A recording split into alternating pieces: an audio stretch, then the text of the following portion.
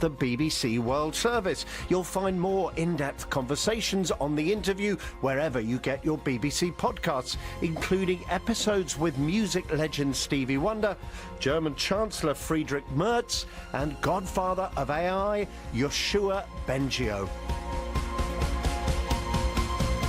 Until the next time, bye for now. From the BBC, that was The Interview. I'm Saroja Coelho. CBC News is next. Good morning, Manitoba, and hello, Winnipeg. I'm Marcy Marcusa. This is Information Radio. Thanks for joining us on CBC's Morning Show live from damp downtown Winnipeg. There's a little bit of light puddle activity out there from some light rain overnight. We have a mix of sun and cloud in the city today, 30% chance of more showers, a risk of a thunderstorm, and a high of 23. So just a slight touch cooler than we've been throughout this week. Right now, though, we're starting at 8 degrees downtown. It's 15 at the airport. Thompson's -2, that's your cold spot in the province, and Emerson is at 18, which is your warm spot. Thanks for joining us. We're on air till 8:37 with the morning show. Let's say hello to the crew. Corey Funk. Hello, Corey. Corey is directing the show and will cover your commute. Abby Adiyemi, good morning to you. Abby's our senior tech on the program and covers the weather on air. And good morning to Darren Marash and Brad Lillies, who are both with us supporting our YouTube stream this morning, if you're watching there. Heather Wells is in with our headlines. We always start the day with her, and let's find out what's making news. Good morning. Good morning. Well, a Winnipeg couple are calling for more safety measures at busy bike intersections. They were in two separate bike collisions just days apart while cycling the lanes on Westminster near Sherbrooke, and they both need surgery now. Mark Coho at Bike Winnipeg says the city has to design infrastructure to make bike lanes safer for riders. The new ER at St. Boniface Hospital appears to be a hit with staff. That is according to the hospital's CEO, Nicole Aminot. The first phase of St. B's emergency department just opened to the public. We're going to hear all about it coming up in our next local news at 6:30. All right. Thank you, Heather. Thank you. Well, let's have a look at the show today. Yesterday, speaking of healthcare, Premier Rob Canoe was in talking about 2 years today that his government took power. But we also started talking about what is happening around the fires that happened at Nahanni Fontaine's office and the protest for people that were asking for the cabinet minister to be removed. Premier Rob Canoe was critical yesterday of the Progressive Conservative Party, calling for Fontaine's removal from cabinet the day after that fire happened. So we're going to hear from the leader of the opposition today. So that interview is coming up after 7 o'clock. Also, later in the program, the last few days in Winnipeg have been hot, not just warm. We set records across the province. We're going to tee up what's coming up for the rest of the fall when it comes to your weather forecast and much more, of course. But right now it's time for World Report on CBC at 6. Today on Q. The comedian Alex Edelman's hit Broadway show was inspired by the time he, as a Jewish man, attended a meeting of white nationalists. That show landed him on Time magazine's list of the 100 most influential people. Alex will be here to tell you why he did it. The best you do is make something that you think is funny and you think is fresh. Q with Tom Power. This morning at 10:30 in Newfoundland. And on the CBC Listen app or wherever you get your podcasts. This is World Report. Good morning, I'm John Northcott. Police in England now say one of the victims who died in yesterday's terror attack on a Manchester synagogue was struck by a police bullet. 2 people were killed in the car ramming and knife attack. Police are saying this morning one of those victims was inadvertently hit by gunfire as officers tried to keep the suspect from entering the synagogue. Julia Chapman has the latest. Police say the 2 men killed were 53-year-old Adrian Dolby and 66-year-old Melvin Kravitz. One was hit by police gunfire as officers tried to stop the perpetrator. 3 other people are still in hospital with serious injuries, one with a non-life-threatening gunshot wound from a police firearm. Security has been increased at synagogues around the country. Mark Levy is from the Jewish Leadership Council in the north of England. We have been warning about the rise in anti-Semitic hate crime for 2 years now. Britain's chief rabbi Ephraim Mervis says community cohesion is vital. This wasn't merely an attack against Jews, it was an attack against the values of our society. The attacker, named as 35-year-old Jihad al-Shami, was killed at the scene.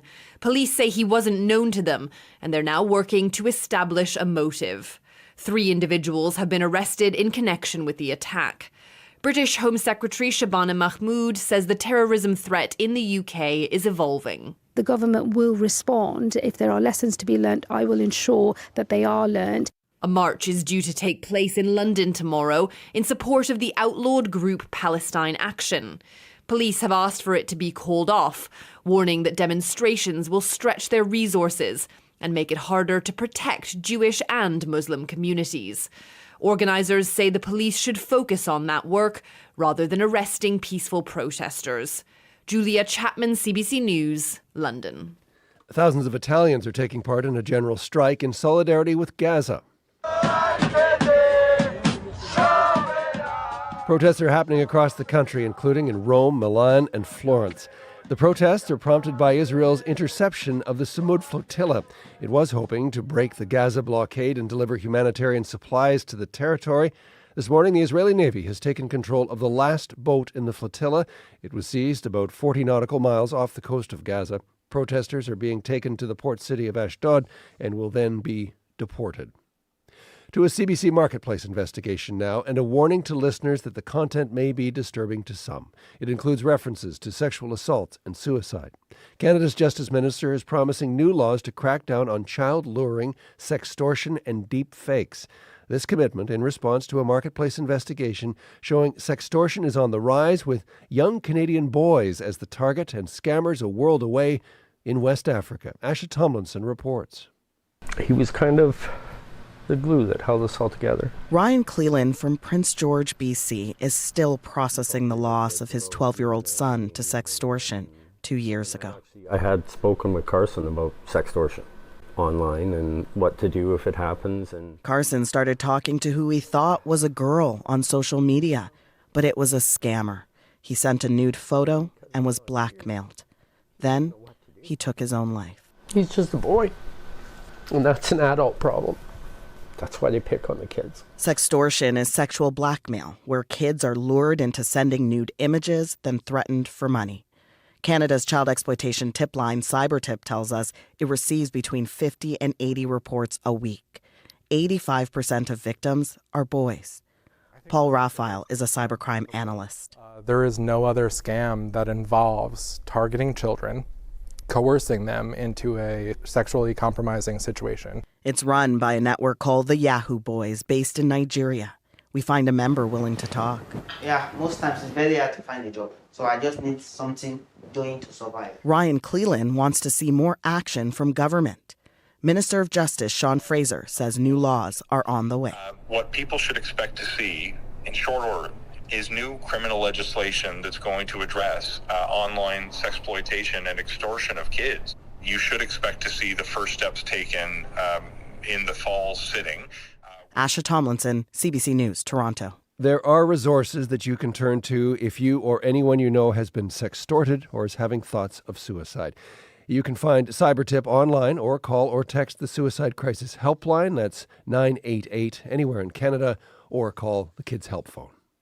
One of Canada's intelligence watchdogs is raising serious concerns about the Canada Revenue Agency and how it audits charities for connections to terrorism.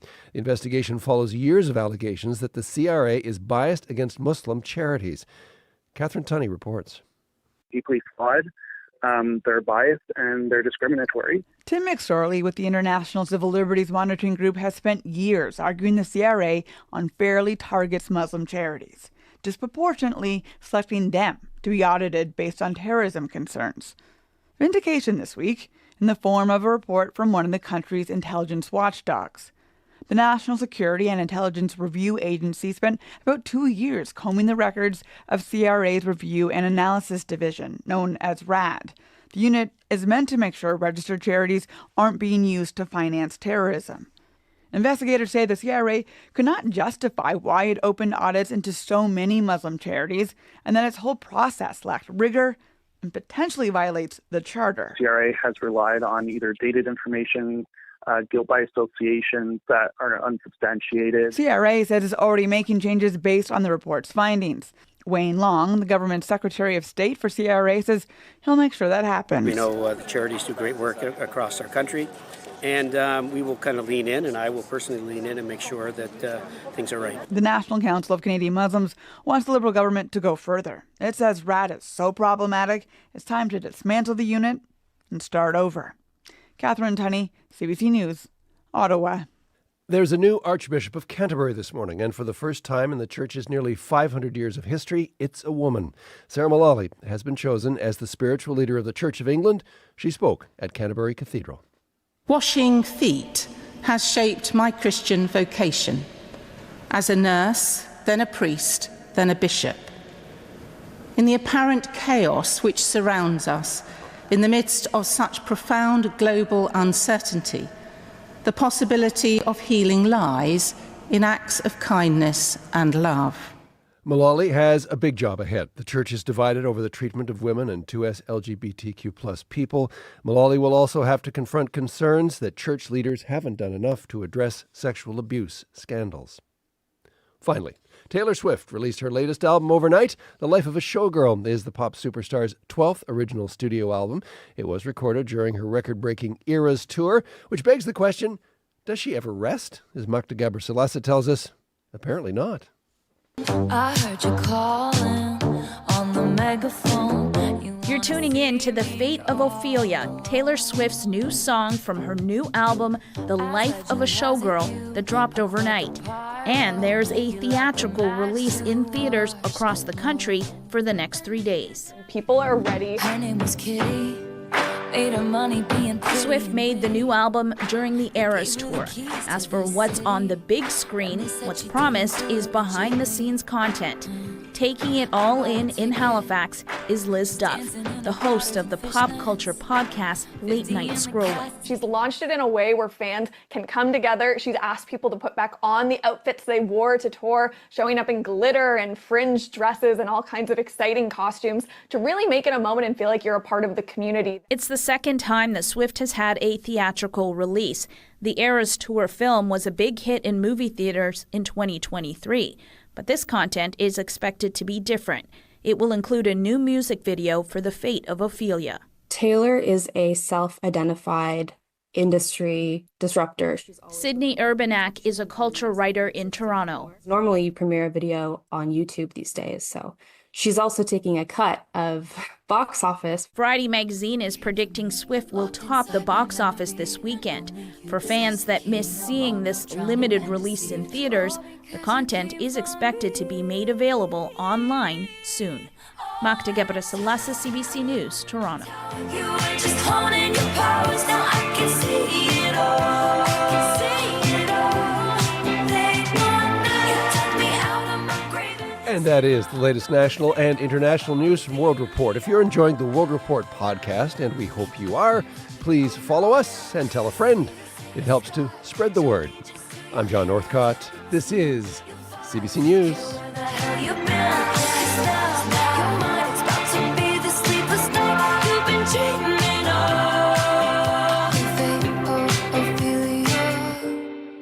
You saved my heart from the fate of Ophelia.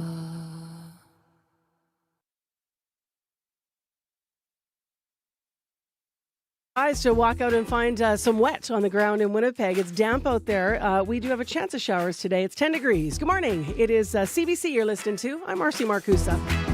This is Information Radio on 89.3 FM, 990 AM on the app and on YouTube. This hour on the show, you could call him a flight risk. A local rescue is asking for the public's help, your help, to find Frog the cat.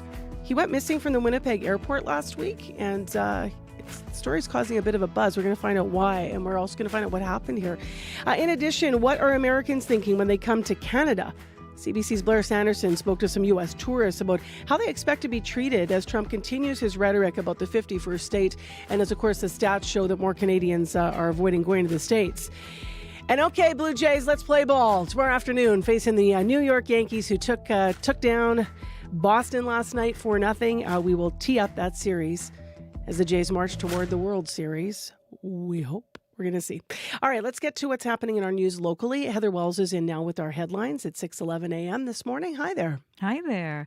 Well, some political experts worry recent fires and vandalism at constituency offices in Winnipeg may dissuade Indigenous women from entering politics. Nahani Fontaine and Bernadette Smith both have seen their constituency offices hit by fires and acts of vandalism in recent weeks. Manitoba's education minister says she is taken aback by opposition to a new school in Waverley West. Two residents of that South Winnipeg community have filed an appeal against a new K-8 school and daycare. They say it will disturb the peace and quiet of their neighborhood. We'll hear some reaction in our next local news coming up at 6:30. All right, thank you, Heather. Thank you.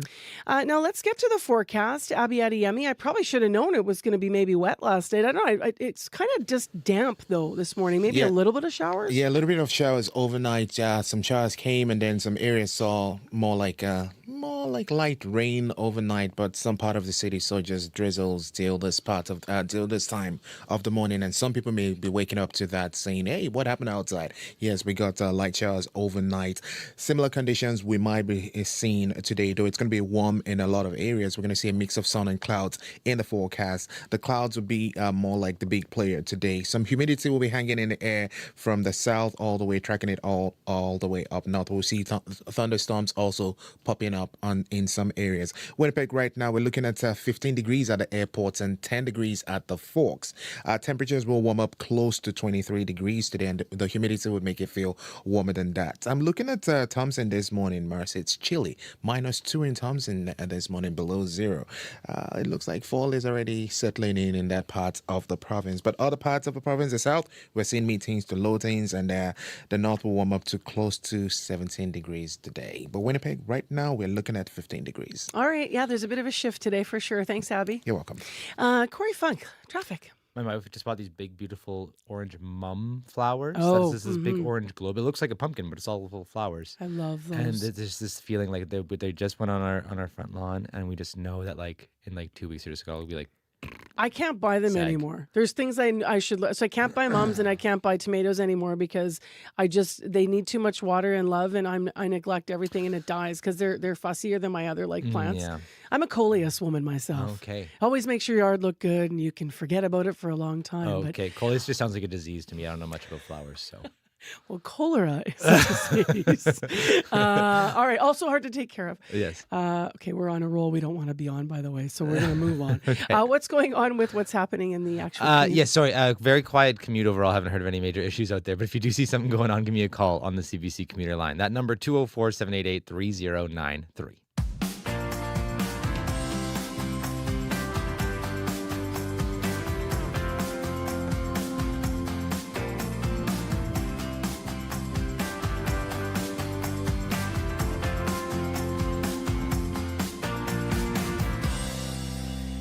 Well, I hope you're watching on YouTube. If you're not, you're going to get a great story either way, but you'll get pictures of Frog the cat if you are watching on YouTube. Frog the cat is on the move.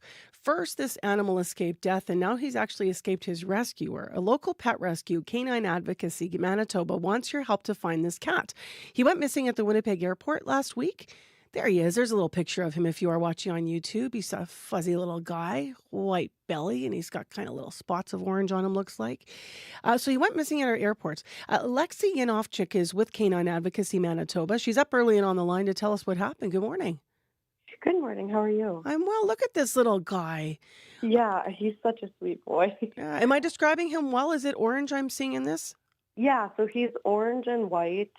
He has a little bit more orange than white, but orange and white tabby cat. And a little kind of a pink nose, some white on his face. He's missing, so I'm describing him well. And how big is he if people up into, are they looking for a tiny little cat or? Yeah, so he's about 1 year old, so he's around 10 pounds. How did Frog get lost?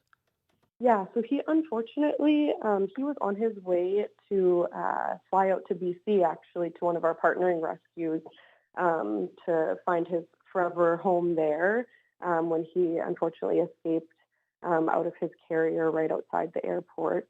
And I was around, the arrivals area So we saw him kind of bolt there. Yeah. How long has he been missing? He's been missing since last Thursday, so September 25th around 8 a.m.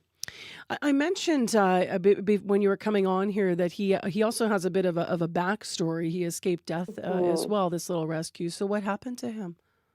Yeah, so Frog came in to Canine Advocacy Manitoba from a rural pound.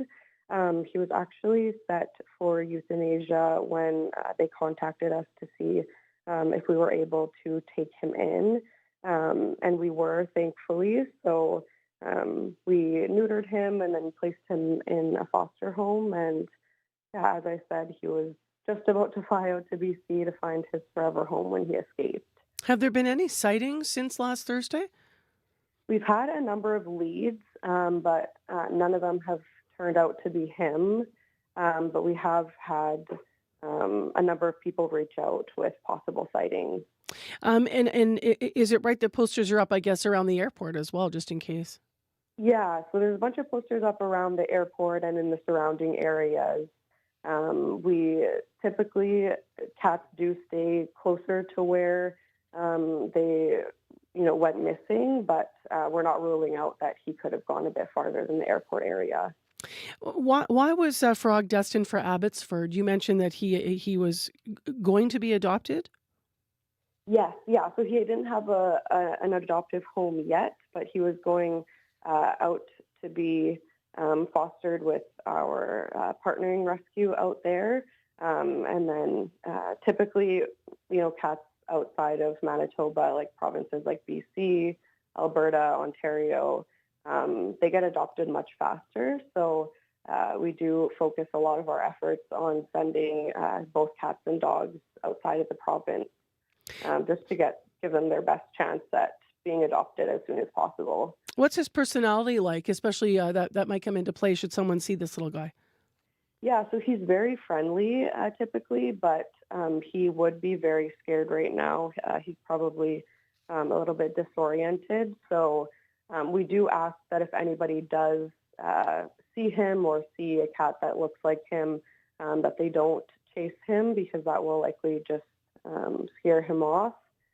Instead, we ask that you contact us and we can have a volunteer go out and search the area. And if people are, listening, residents, business owners this morning, and they're in that airport area or out in St. James or, Westwood, where are common places that cats like to tuck away, especially when it's starting to get a bit cooler? Yeah, so anywhere where they have shelter. Yesterday we were out looking at the airport. We looked, under cars in little, kind of nooks and crannies, places where they can kind of curl up and stay warm if it gets cooler overnight. Places where there's food, so garbage bins, anything like that. And I have a phone number to call or text if people spot Frog to share in a moment. Is that the right way to reach you guys? Yes, the best way is to contact us through that phone number. We have somebody going through any texts or calls that they receive, and then we're sending out volunteers as we get tips. I'm wondering whether or not how much it helps. I mean, here you are on the radio, so we can tell how much it helps. But that this guy's got, he went missing in such a public place that everybody knows, the airport, and then also that he's got this awesome name, Frog. Yeah. How much is that helping with people getting the attention being garnered to this? Yeah, I mean, it's really our biggest hope right now. It's hard in such a big area, and at the airport, there's so many different places where he could be hiding, and if he went farther, it's hard for all of our volunteers to cover all the ground. So really our biggest tool right now is getting the word out and just having people help send in tips. Yeah. All right, Lexi, thank you very much for being with us this morning. And we've had those pictures flashing on our YouTube stream the whole time here. So hopefully, if someone can help, they'll help. Yeah, great. Thank you so much. We really appreciate it. That's Lexi Yanofchik. She works for Canine Advocacy Manitoba. If you see Frog, you can call or text 204-801-4303. Jan Arden, legendary singer-songwriter, captivates her audience in a legendary venue. Welcome to Massey Hall. Jan Arden, with an evening of original hit songs and some of her favorite pop covers from her latest album, Mixtape.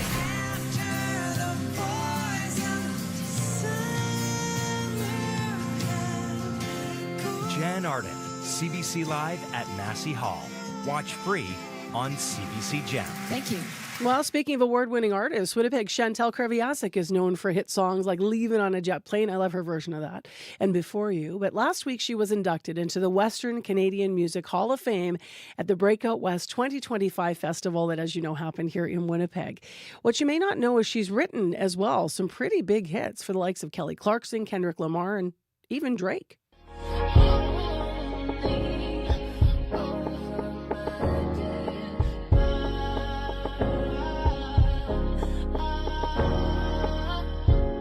I think I killed everybody in the game last year, man. F*** it, I was on. It's a bit of Drake. That's her writing. That's Chantal Kreviazuk also singing, by the way, at the start of that Drake tune, Over My Dead Body. She co-wrote it. She's releasing an album of songs that she's written for big stars right now, but they're performed just by her on this album. It's expected to come out sometime next year. The first tune, though, is out, and we've got it this morning for you on CBC. This is Chantal Kreviazuk on 89.3 FM, her solo version of Over My Dead Body. How I'm feeling, it doesn't matter, 'cause you know I'm okay. And still I ask myself, why do you worry when no, you know I'm the same. Oh, I know you don't love me, baby, that's right. To take you away from me, only over my dead body.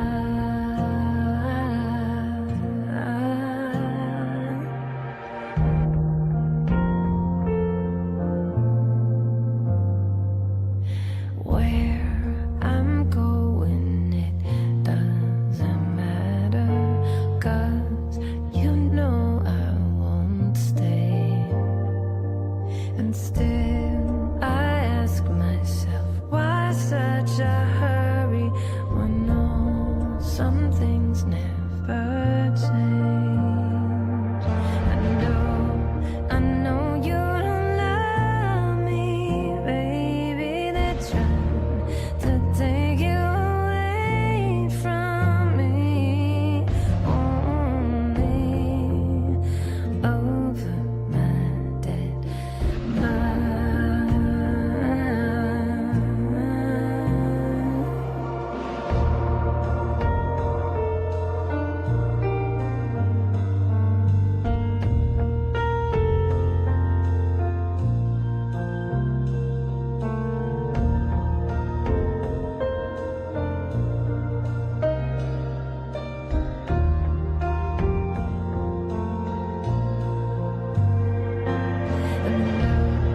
I know you don't love me, baby, they're trying to take you away from me, only over my dead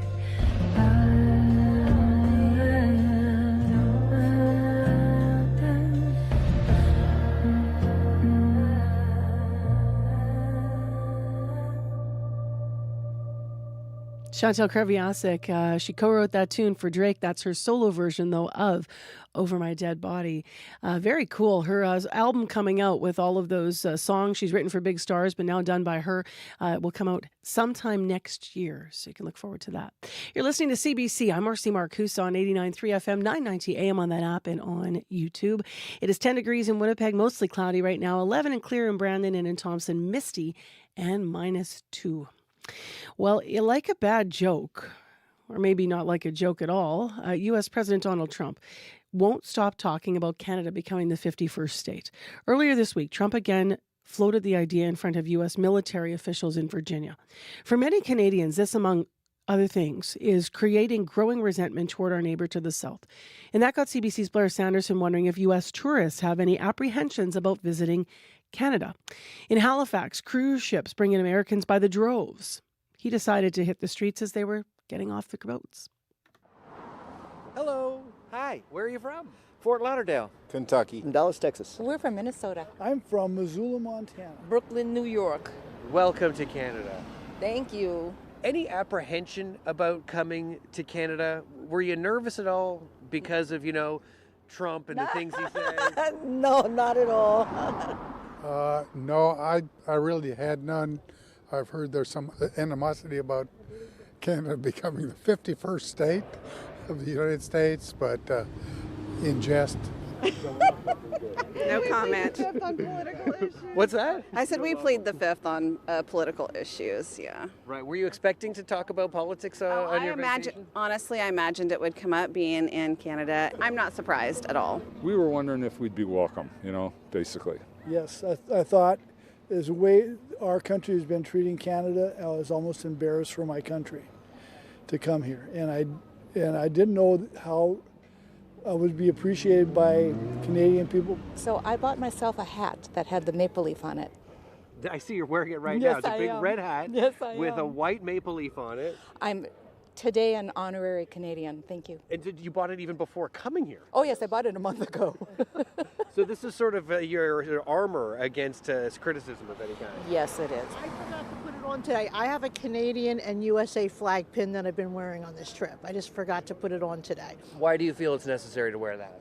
Just because I love Canada and I want to support Canada in what's going on here with how Canada is being treated by the United States. Would you like Canada to become the 51st state? I love Canada. Only if they want to be the 51st state. Right. I think that's completely up to the Canadians. Canadians, no, you don't want to do that. You do not want any of this. Sorry. I mean, go USA still, but no, you guys got it going on here. I think you're too big for a state, Right. Of course, if you could be like 15 states and then the Democrats would take over and we'd be all right. Canada needs to be Canada. It's a beautiful country the way it is. We need to respect you and cherish you as the ally that Canada has been for all of our history. So you feel like you want to say sorry? Yes. Sorry, northern neighbors. Yeah. That's a very Canadian thing to do, by the way, is to apologize. Yeah, we're known for apologizing a lot. Okay. Now it's our turn. Yeah, we should. Well, listen, thank you very much. Yeah. Enjoy the rest of your time in Canada. Thank you. Bye. Interesting to hear from people there, eh? CBC's Blair Sanderson talking to American tourists visiting Canada. Last week, Donald Trump again talking about Canada during a speech about his proposed, quote, Golden Dome missile defense system. He said if Canada could be part of it, quote, for free if we become the 51st state. When we were up north, actually, some Americans were here in Manitoba enjoying the around the Paw and the Clearwater Caves and enjoying our country. It is coming up to 6:30, and Heather Wells will be in with our latest news in a moment. It is 10 degrees, as we've been telling you, little rain overnight. Coming up, we have business news, and you might have November 2nd circled on your calendar. That's when daylight saving time ends, and we'll change our clocks again. Some people appreciate it. A lot of people really don't like it. Could Canada finally be getting rid of daylight saving time? Hallie Cotnam has a look at that in our business news coming up. Also on Hallie's report today, it's Friday, and some people are making epic plans for the weekend, except for the ambitious workers in Silicon Valley, who are part of a new trend. And we're going to hear about that after your CBC Winnipeg news. This is CBC News. Good morning. I'm Heather Wells in Winnipeg. At 6:30, it's 15 degrees. We did have some showers that started just before midnight and continued until about 4:30 this morning. Those showers have ended now. There's still a slight chance we may see showers again. Mix of sun and clouds, though, today we warm back up to 23. Growing fears recent fires and vandalism might discourage Indigenous women from entering politics. Nahanni Fontaine and Bernadette Smith are Manitoba's first two First Nations women cabinet ministers. Both have had their constituency offices hit by fires and acts of vandalism in recent weeks. Kelly Saunders, political science and gender studies professor at Brandon University, worries these incidents could have a chilling effect on possible future leaders. When young Indigenous girls see their role models, people like Bernadette Smith, Nahanni Fontaine, being targeted, being harassed, being subjected to violence, seeing their constituency offices targeted in this way, it does the opposite of encouraging young girls to see politics as a possible career path for them. Winnipeg police are looking into the fires at both offices, but have not confirmed whether they believe they were intentionally set. Visitors to the ER at St. Boniface Hospital are being promised a more dignified and humane space. The first phase of St. B's new emergency department is now open to the public. Hospital CEO Nicole Aminot says the idea was to bring the oldest ER in the city into the 21st century. She says the space is 3 times the size of the old one, featuring natural lighting and several new features to improve patient care. One big addition is the dedicated diagnostic imaging suite. If you were brought in and you're taken to a resuscitation room, right outside those doors, no more going up to the second floor, but right outside those doors, you can get your CT scan. The full emergency department is expected to be finished and operational in 2026. A Winnipeg couple is calling for more safety measures at busy bike intersections. They were in 2 separate bike crashes days apart while cycling on the bike lanes on Westminster near Sherbrooke. They both need surgery as a result of their injuries. Mark Coho at Bike Winnipeg says the city needs to design infrastructure to make bike lanes safer for riders. An extended curb, what's called a bullnose, out in front of the crosswalk so that that person making that right turn has a tighter turning radius, which is going to slow them down. I think safety always needs to be there, and it really needs to be at the foreground. Part of this is making sure we're doing that safe design. The city implemented pedestrian leading intervals at some intersections in March. Those intervals give pedestrians and cyclists a 5-second head start on cars. Coho would like to see more of those throughout the city. The city councillor for Waverley West says people who move to new neighborhoods need to do some research about what's slated for the area. 2 residents of the South Winnipeg community of Waverley West have filed an appeal against a new K-8 school and daycare. They say it'll disturb the peace and quiet in their neighborhood. But the land in question has been slated for a school for more than a decade. Janice Lukes is the area councillor. Maybe the individual didn't think that a school was going in, that wasn't aware of what might be going in, but he has or she have the opportunity to come down and appeal it. The appeal of the new school will be heard next week at City Hall. Police in Manchester, England say one of the 2 people killed in Thursday's attack may have died from police gunfire. They say he was struck as officers fired at the suspect to prevent him from entering the synagogue. One of the 3 people injured was also hit by police bullets. Police are now releasing the names of the 2 victims who died. They are 53-year-old Adrian Dolby and 66-year-old Melvin Kravitz. Meanwhile, Interior Minister Shabana Mahmoud is urging the cancellation of a pro-Palestinian demonstration planned for London tomorrow. Britain has a brand new Archbishop of Canterbury, and for the first time in nearly 500 years of history, it's a woman. Sarah Mullally has been chosen as the spiritual leader of the Church of England. She just spoke at Canterbury Cathedral. Washing feet has shaped my Christian vocation. As a nurse, then a priest, then a bishop. In the apparent chaos which surrounds us, in the midst of such profound global uncertainty, the possibility of healing lies in acts of kindness and love. Mullally says she has a big job ahead. She will have to confront concerns church leaders haven't done enough to address sexual abuse scandals, among other issues. And the Toronto Blue Jays will host the New York Yankees for the first 2 games of the American League Division Series starting tomorrow. But Yankees fans may be shut out trying to buy tickets. Jays management is restricting Ticketmaster sales to Canadian residents. Last week, the Yankees announced they were barring Canadians from buying tickets to games at Yankee Stadium. Both Seattle and Detroit, who face each other in the other ALS series say they will not impose restrictions on their home ticket sales. You can hear the latest national and international news on World Report at 7 and find more Manitoba news at cbc.ca/Manitoba. Well, at least I'm not conflicted for tomorrow afternoon, Heather, because Boston didn't win. I'm sorry about Boston. No, I'm cheering for the Jays anyway. Like, That how would do have been you hard not on you, cheer right? for the Jays? Well, you know what? I like to cheer for Boston, so yeah. But honestly, watching the Jays this year, like if you're not into baseball, but you're thinking maybe you'll get into this in the bandwagon, just do it. It's been fun to watch. They are so amazing. And there's so many players who one night it's one hero, like it'll be Kirk one night, then it'll be Vlad one night. Like it's just amazing. They're a team. So this half hour, we're going to tee that up a little bit more. Thanks, Heather. Thank you. Right now, let's dig into what's going on in the weather forecast. A little wet from overnight. Abby's here with your regional look on CBC. Yes, Marcy, we're making that transition from wet and, humid to mostly humid and warm condition for today, Friday. We're going to see a mix of sun and clouds. Through the day, some humid air in the southern part of the province, while up north, we're going to feel more like it's cold up there. Winnipeg right now, we're looking at 15 degrees at the airport and 10 degrees at the Forks. Light northeast breeze. We'll see a mix of sun and clouds. Through the day, we do have a slim chance of showers in the forecast and a risk of thunderstorms to hit things up in Winnipeg today. It will feel warm and a bit humid with a high near 23 degrees.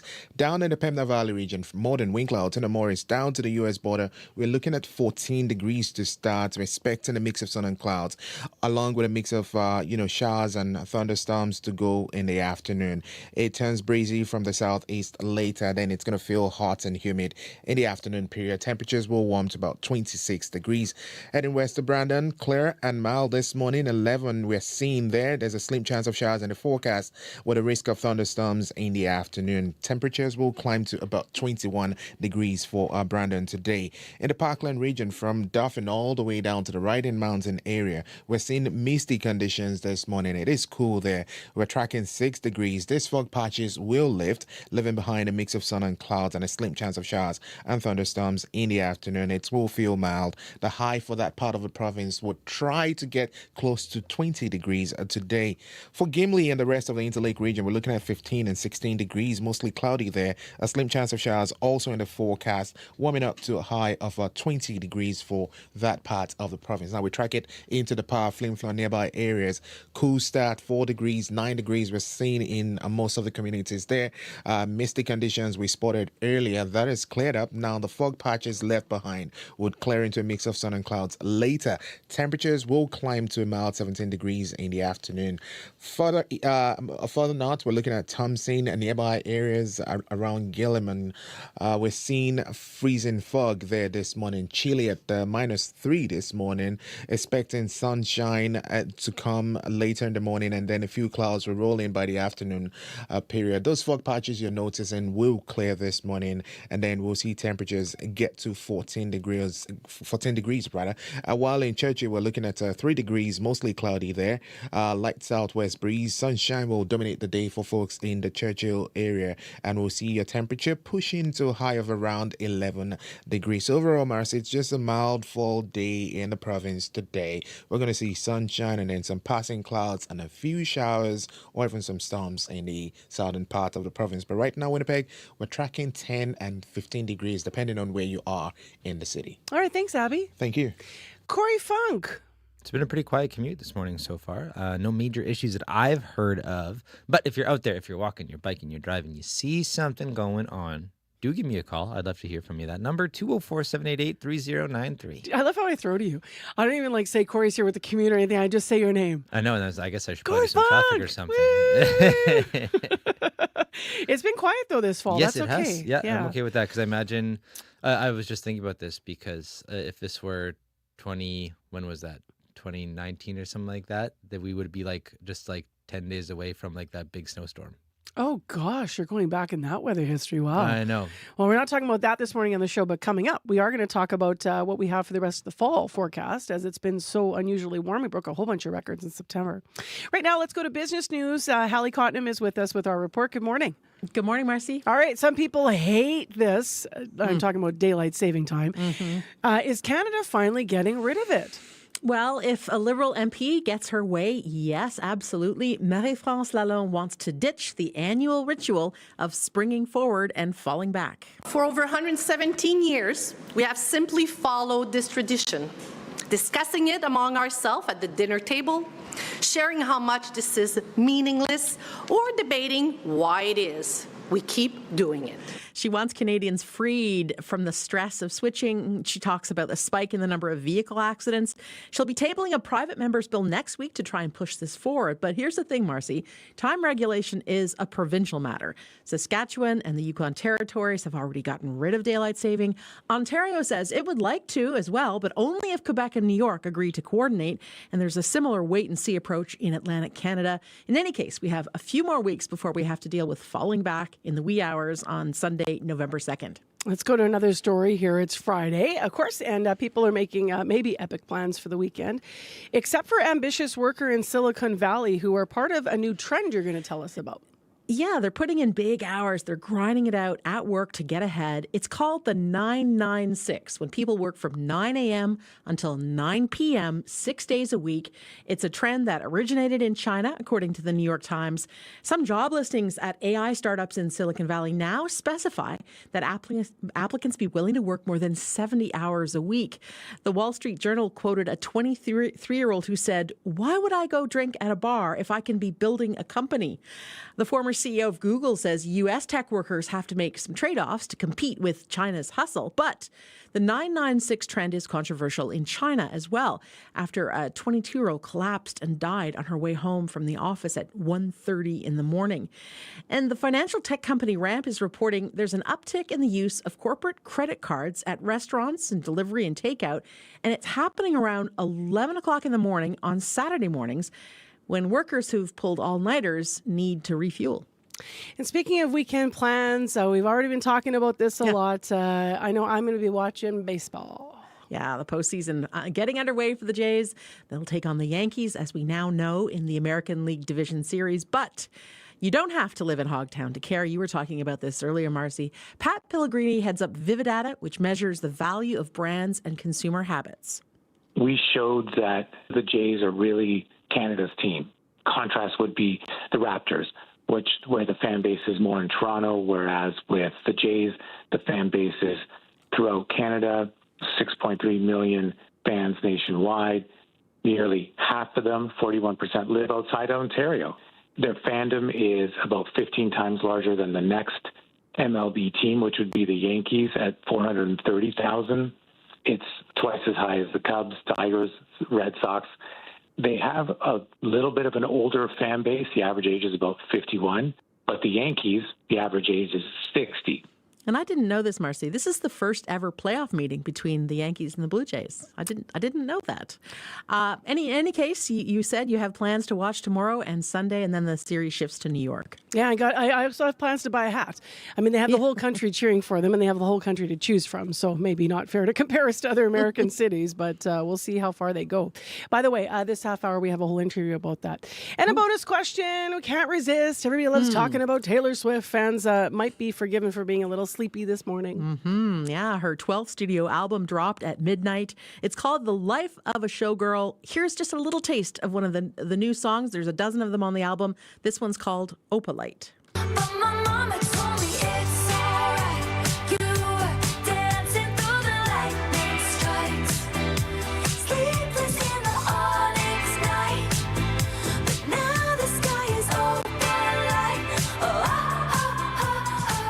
Hate to bring the pot down on T Swift, but I should say it's not just this album. There's also an 89-minute making of the album movie. It's not really a movie. It's not really a doc. It's kind of a party, I guess, screening in theaters across Canada and the U.S. That's starting at 3 p.m. today, so it won't conflict with the baseball game. This is the first album to surpass 5 million saves on Spotify before it gets released. Showgirl is, of course, the follow-up to last year's big album, The Tortured Poets Department, and that epic concert tour Eras, which generated $2 billion, which makes it the most commercially successful tour ever. And finally, as of this week, Marcy, Taylor Swift is the first and only female artist to surpass 100 million album sales. Incredible numbers. All right, thanks a lot, Hallie. Have a good weekend. You too. Bye-bye. So that's Hallie Cotton with business news. And by the way, Corey just said in my ear, we do have a tune we're going to play from Taylor Swift new music. We're going to play a tune called Ruin the Friendship, still ahead on Information Radio.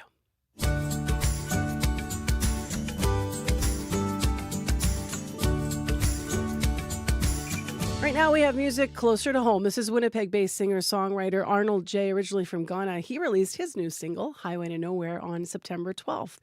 It's kind of a blend, southern pop, rock, a little bit of gospel and Americana in there. It's from his latest release. Here it is on CBC. A broken down record with a broken down train. I set this house on fire just to watch it burn. When I hit the bottom, would you receive me? Someone out there to show concern. Oh, my enemies after me are all holding me down, and naked frowns everywhere I turn. I don't know the reason. I'm on a highway that leads nowhere.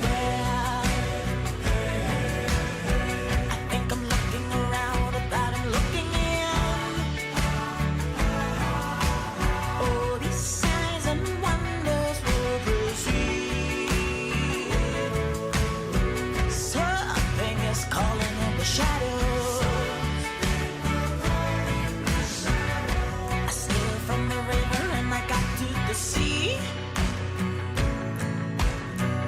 that devil inside is watching me.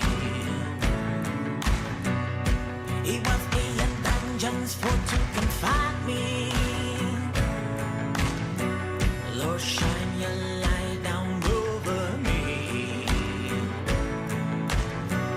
He hurts and hunts and holds me down.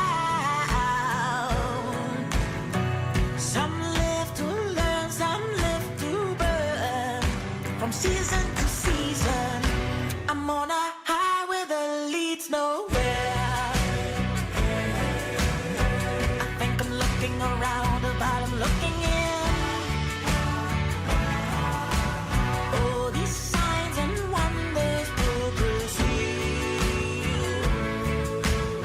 Something is calling in the shadows.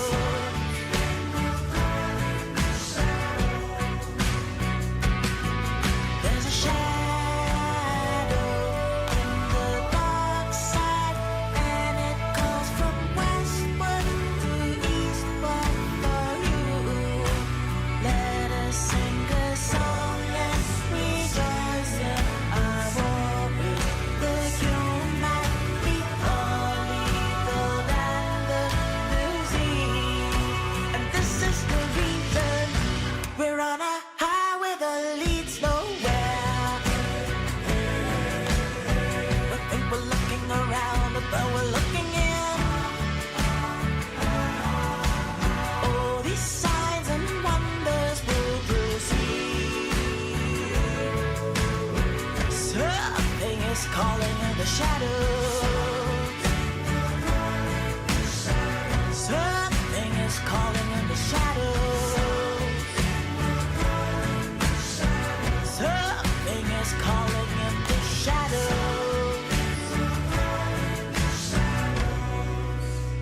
Very cool new music from Winnipeg-based artist Arnold J. The tune's called Highway to Nowhere. And if you want to check out more of the music, on September 12th, the new single dropped, and you can check online for more tunes.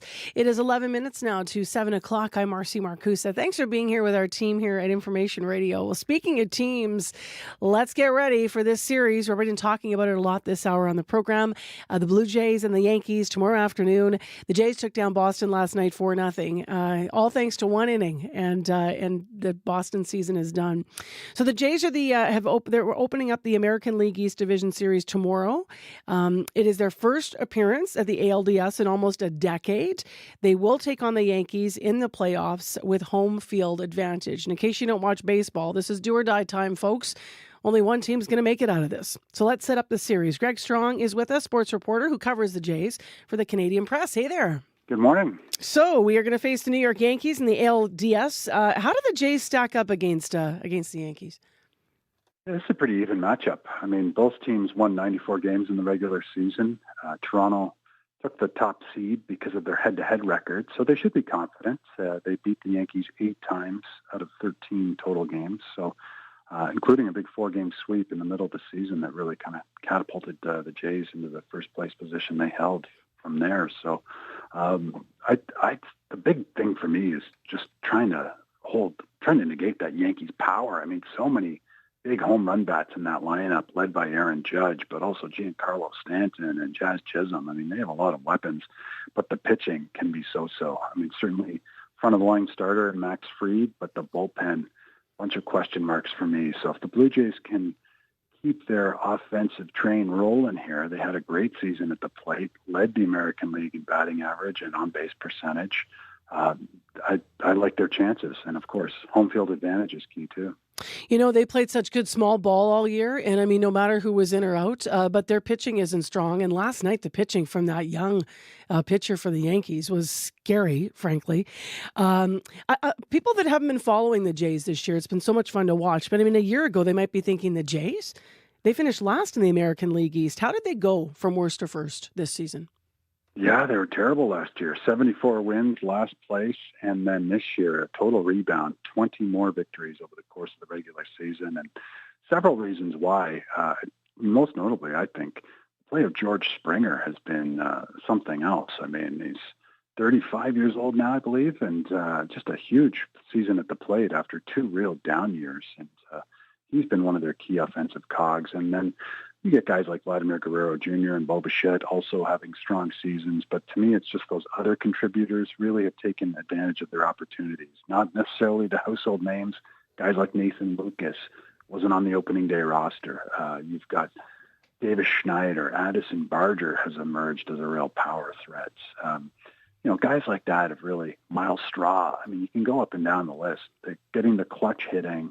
They're delivering with runners in scoring position, and they're confident. I mean, they led the major leagues in comeback victories this season. So yeah. They never feel like they're out of it. I was going to mention the comebacks, although I would have to say to not give everybody in Canada a heart attack, they might want to get on the bat sooner during the playoffs here. So let's talk about Bo Bichette. You mentioned him. If the shortstop doesn't come off the injured list, I know that Jays are announcing their roster tomorrow. What do you think it means for them against the Yankees to start with? Yeah, I mean, Bichette is a key player for them, obviously. Led the American League in hits for most of the season. Missed the last 3 weeks of the campaign due to a sprained knee. Doesn't look good, frankly, for Bichette. I mean, he's been hitting in the cage. He's been doing some, playing catch during the workout days here, but he's also sporting a pretty large knee brace. Just hasn't started running the bases yet, as far as we know, and I would say is doubtful to be included on this division series team. That being said, the Blue Jays will be inspired, of course, to get to the championship series and then hopefully have Bichette back in the lineup.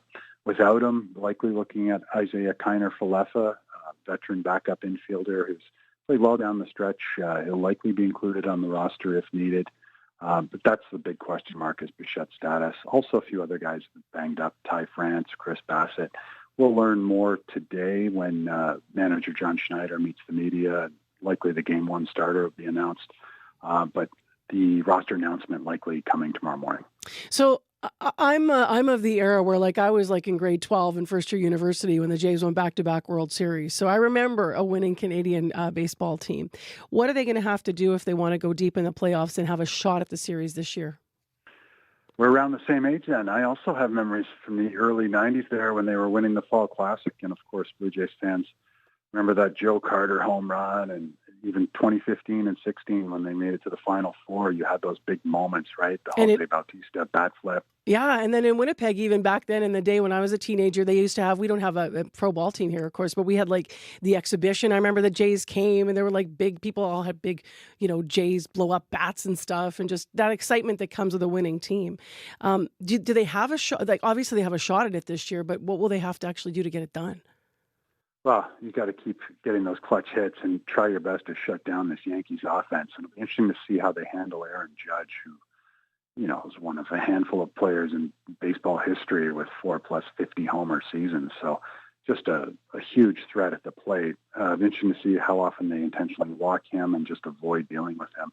Problem is he has a lot of protection. Giancarlo Stanton had a great year. Jazz Chisholm. I mean, a lot of power bats in that lineup. To me, if you can get that pitching staff rolling, you likely I'll have Kevin Gausman, Shane Bieber, games 1 and 2. I mean, that's a pretty solid 1-2 punch. And then Trey Savage maybe getting a start in game 3. Maybe Max Scherzer, the future Hall of Famer. You really need those pitchers in the rotation to kind of make sure they deliver, 5, 6, even 7 quality innings against this New York lineup. And if you can hang in there, the Yankees bullpen is really so-so. So I think the Toronto bats can attack that. Well, it's going to be fun to watch. Starts tomorrow afternoon. Greg, thanks for teeing up for us. Thank you.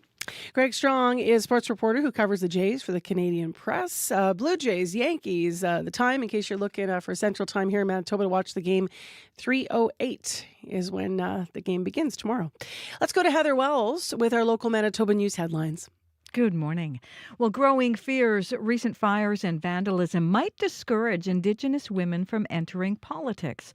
Nahanni Fontaine and Bernadette Smith both have had their constituency offices hit by fires and acts of vandalism in recent weeks. Kelly Saunders at Brandon University worries these incidents could have a chilling effect on possible future leaders. The new ER at St. Boniface Hospital appears to be a big hit with staff and with patients. The first phase of St. B's new emergency department just opened to the public. The hospital's CEO says it's helped St. B attract and retain doctors and nurses to work in the ER, and says the new emergency department will also be a more dignified and humane space for patients. We'll hear about it coming up in our next local news at 7:30. All right. Thank you, Heather. Thank you. It is 3 minutes now to 7 o'clock, 10 degrees in Winnipeg, mostly cloudy. And today, mix of sun and cloud this morning. 30% chance we'll see some sprinkles. You woke up, maybe had a little drizzle. I know we did at our house in South Winnipeg. A high of 23 is going to be your daytime high in the city today. With Humidex, it'll feel like 27. So that's where we're at. The commute, take it easy out there, but nothing to report to this hour. 788-3093. Still ahead, if you were with us yesterday, then you heard quite an interview with Premier Wab Kinew. He was very critical of the PC party calling for Nahanni Fontaine to be removed from cabinet the day after a fire at her office. A fire the Premier believes targeted Fontaine. But the leader of the opposition, the leader of the PCs, should not be trying to capitalize on this. Again, if you agree what I said about the person organizing the rally or people organizing the rally being unreasonable, then I think you should also extrapolate that the leader of the opposition is being unreasonable. The leader of the opposition, Abi Khan, will be here live to respond to that and more coming up right here on CBC after 7 o'clock. Also, in the next hour of the show, it is that time of year. We're going to take you out to Pumpkin Patch in Winkler. We're going to meet the couple vying once again for the title of Biggest Pumpkin in Manitoba. And to build on Heather's news and to look specifically at what has been happening with the fire at Nahanni Fontaine's office, but also with recent issues around Bernadette Smith's office, that has also been vandalism there. There's a bigger conversation about political violence here. While Winnipeg police have not said if these were targeted attacks, one expert believes this is part of a larger trend. We're going to talk about unmasking the gendered face of political violence. So that's coming up just before 8 o'clock this morning on the show. We have a guest coming on the air to join us about that. So stay tuned. We've got a busy hour ahead. Right now it is 1 minute to 7. We'll get the latest on World Report on 89.3 FM, 990 AM on the app and YouTube. Stay with us right here on CBC.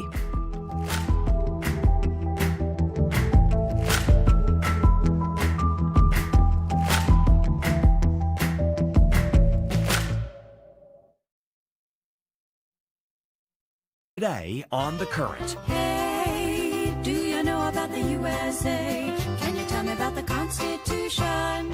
The Constitution of the United States is supposed to ensure justice, tranquility, and liberty. Experts fear that country is now heading to a constitutional crisis. The historian Jill Lepore looks at the meaning of the U.S. Constitution coming up on The Current. The Current with Matt Galloway. This morning at 8:37, 9:07 in Newfoundland, and on the CBC Listen app. This is World Report. Good morning, I'm John Northcott. Police in England now say one of the victims who died in yesterday's attack on a Manchester synagogue was struck by a police bullet. 2 people were killed in the car ramming and knife attack. Police are saying this morning one of those victims was inadvertently hit by gunfire as officers tried to keep the suspect from entering the synagogue. Julia Chapman has the latest. Police say the 2 men killed were 53-year-old Adrian Dolby and 66-year-old Melvin Kravitz. One was hit by police gunfire as officers tried to stop the perpetrator. 3 other people are still in hospital with serious injuries, one with a non-life-threatening gunshot wound from a police firearm. Security has been increased at synagogues around the country. Mark Levy is from the Jewish Leadership Council in the north of England. We have been warning about the rise in anti-Semitic hate crime for 2 years now. Britain's chief rabbi Ephraim Mervis says community cohesion is vital. This wasn't merely an attack against Jews, it was an attack against the values of our society. The attacker, named as 35-year-old Jihad al-Shami, was killed at the scene. Police say he wasn't known to them, and they're now working to establish a motive. 3 individuals have been arrested in connection with the attack. British Home Secretary Shabana Mahmood says the terrorism threat in the UK is evolving. The government will respond. If there are lessons to be learnt, I will ensure that they are learned. A march is due to take place in London tomorrow in support of the outlawed group Palestine Action. Police have asked for it to be called off, warning that demonstrations will stretch their resources and make it harder to protect Jewish and Muslim communities. Organisers say the police should focus on that work rather than arresting peaceful protesters. Julia Chapman, CBC News, London. Thousands of Italians are taking part in a general strike in solidarity with Gaza. Protests are happening across the country, including in Rome, Milan, and Florence. The protests are prompted by Israel's interception of the Sumud flotilla. It was hoping to break the Gaza blockade and deliver humanitarian supplies to the territory. This morning, the Israeli Navy has taken control of the last boat in the flotilla. It was seized about 40 nautical miles off the coast of Gaza. Protesters are being taken to the Israeli port city of Ashdod and will then be deported. Unidentified drone sightings forced Munich's airport to close for a few hours overnight. 17 flights were cancelled and more than a dozen others rerouted. Germany, the latest European country to face airport disruptions because of drones. Authorities have not publicly blamed anyone for the Munich drone incident, but some European officials have suggested Russia was behind other recent airspace violations. The Kremlin denies the claim. One of Canada's intelligence watchdogs is raising serious concerns about the Canada Revenue Agency and how it audits charities for connections to terrorism. The investigation follows years of allegations that the CRA is biased against Muslim charities.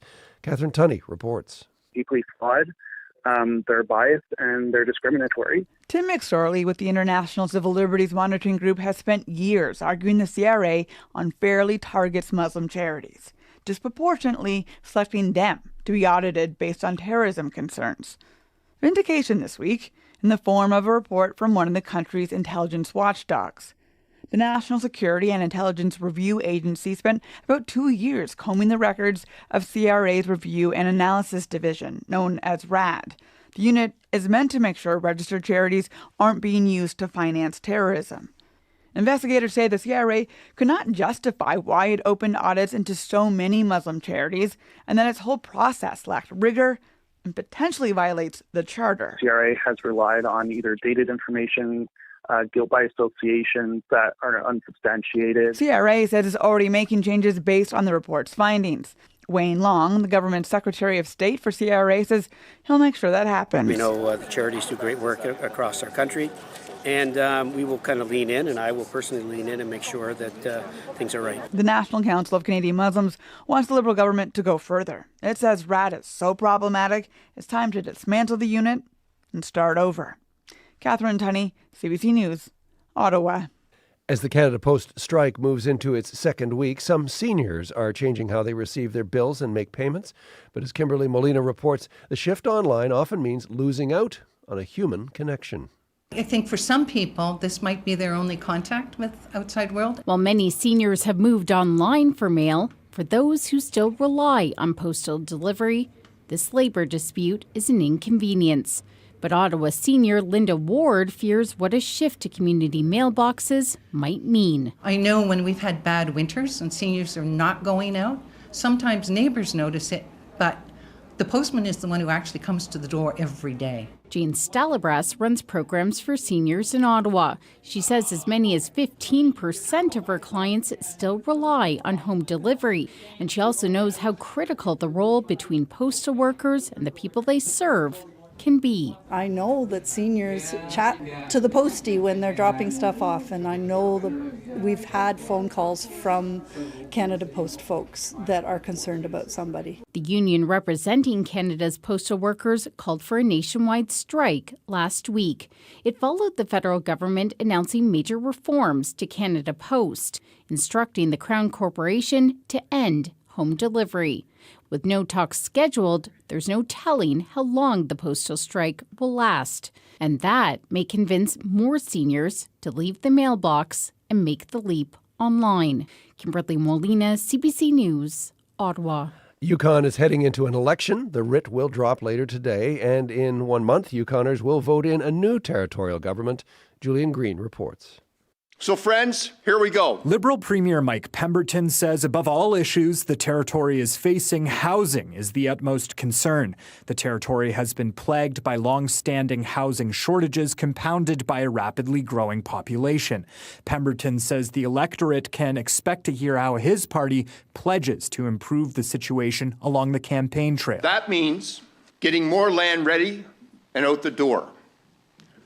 Breaking down the barriers that make it easier to build, because solving the housing crisis means all hands on deck. The territory's Conservative Yukon Party also wants to zero in on housing. Leader Curry Dixon says his party is poised to deliver changes Yukoners expect after years of a Liberal government. There's been a shortage of housing and challenges with affordability and availability of housing in the Yukon, so we're going to be focused on that. The Yukon NDP is largely building its campaign around healthcare, which Leader Kate White says has been plunged into another crisis, with previous governments to blame. Who can you count on to attract more doctors, nurses, and frontline workers? I want you to know that you can count on me and the Yukon NDP. During the 31-day election period, the electorate will face new changes, 2 new ridings and others with redrawn boundaries. Also on ballots, a plebiscite on electoral reform. Julian Green, CBC News, Whitehorse.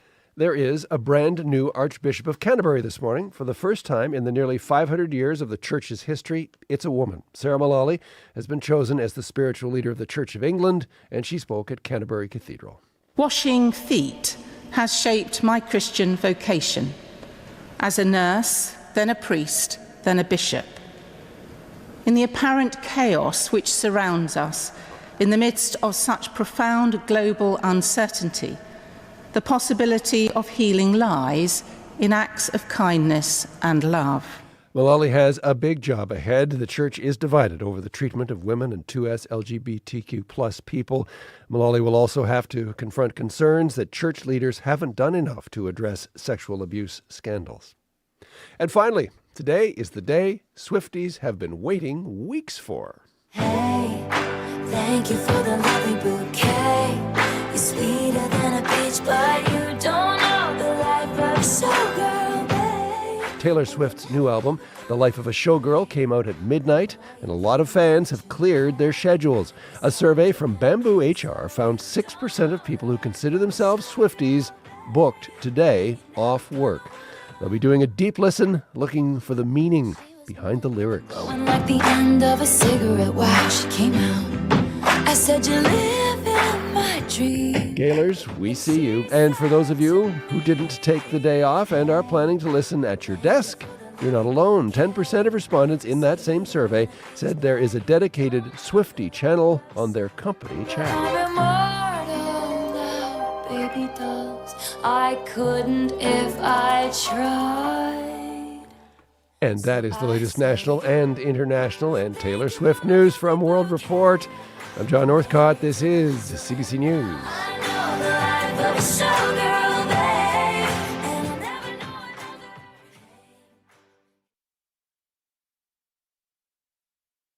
In case you're wondering, we will play some new Taylor Swift music this hour on Information Radio. I'm Marcy Marcusa. This is CBC, your morning show on 89.3 FM, 990 AM on the app and on YouTube.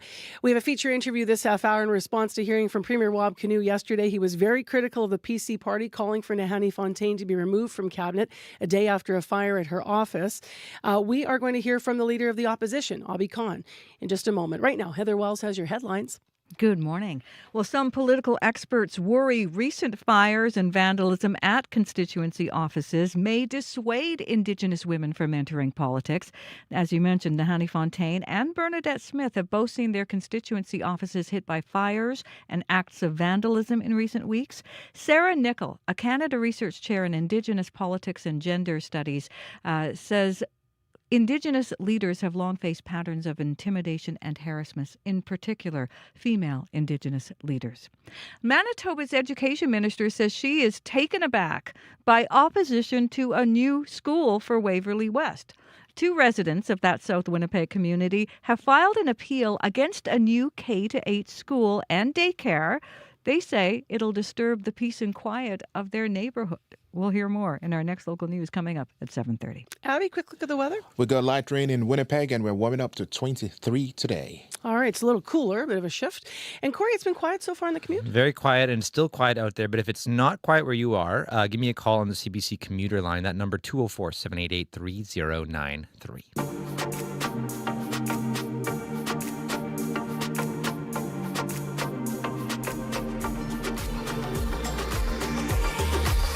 Well, Heather was just talking about it in our headlines. It has been a dramatic week at the Manitoba Legislature. Wednesday was the first day back for MLAs since their summer break. Shortly after question period started, Opposition Leader Obi Khan called on the government to remove NDP Cabinet Minister Nahanni Fontaine, echoing calls of protesters and others outside the Legislative Building Wednesday afternoon.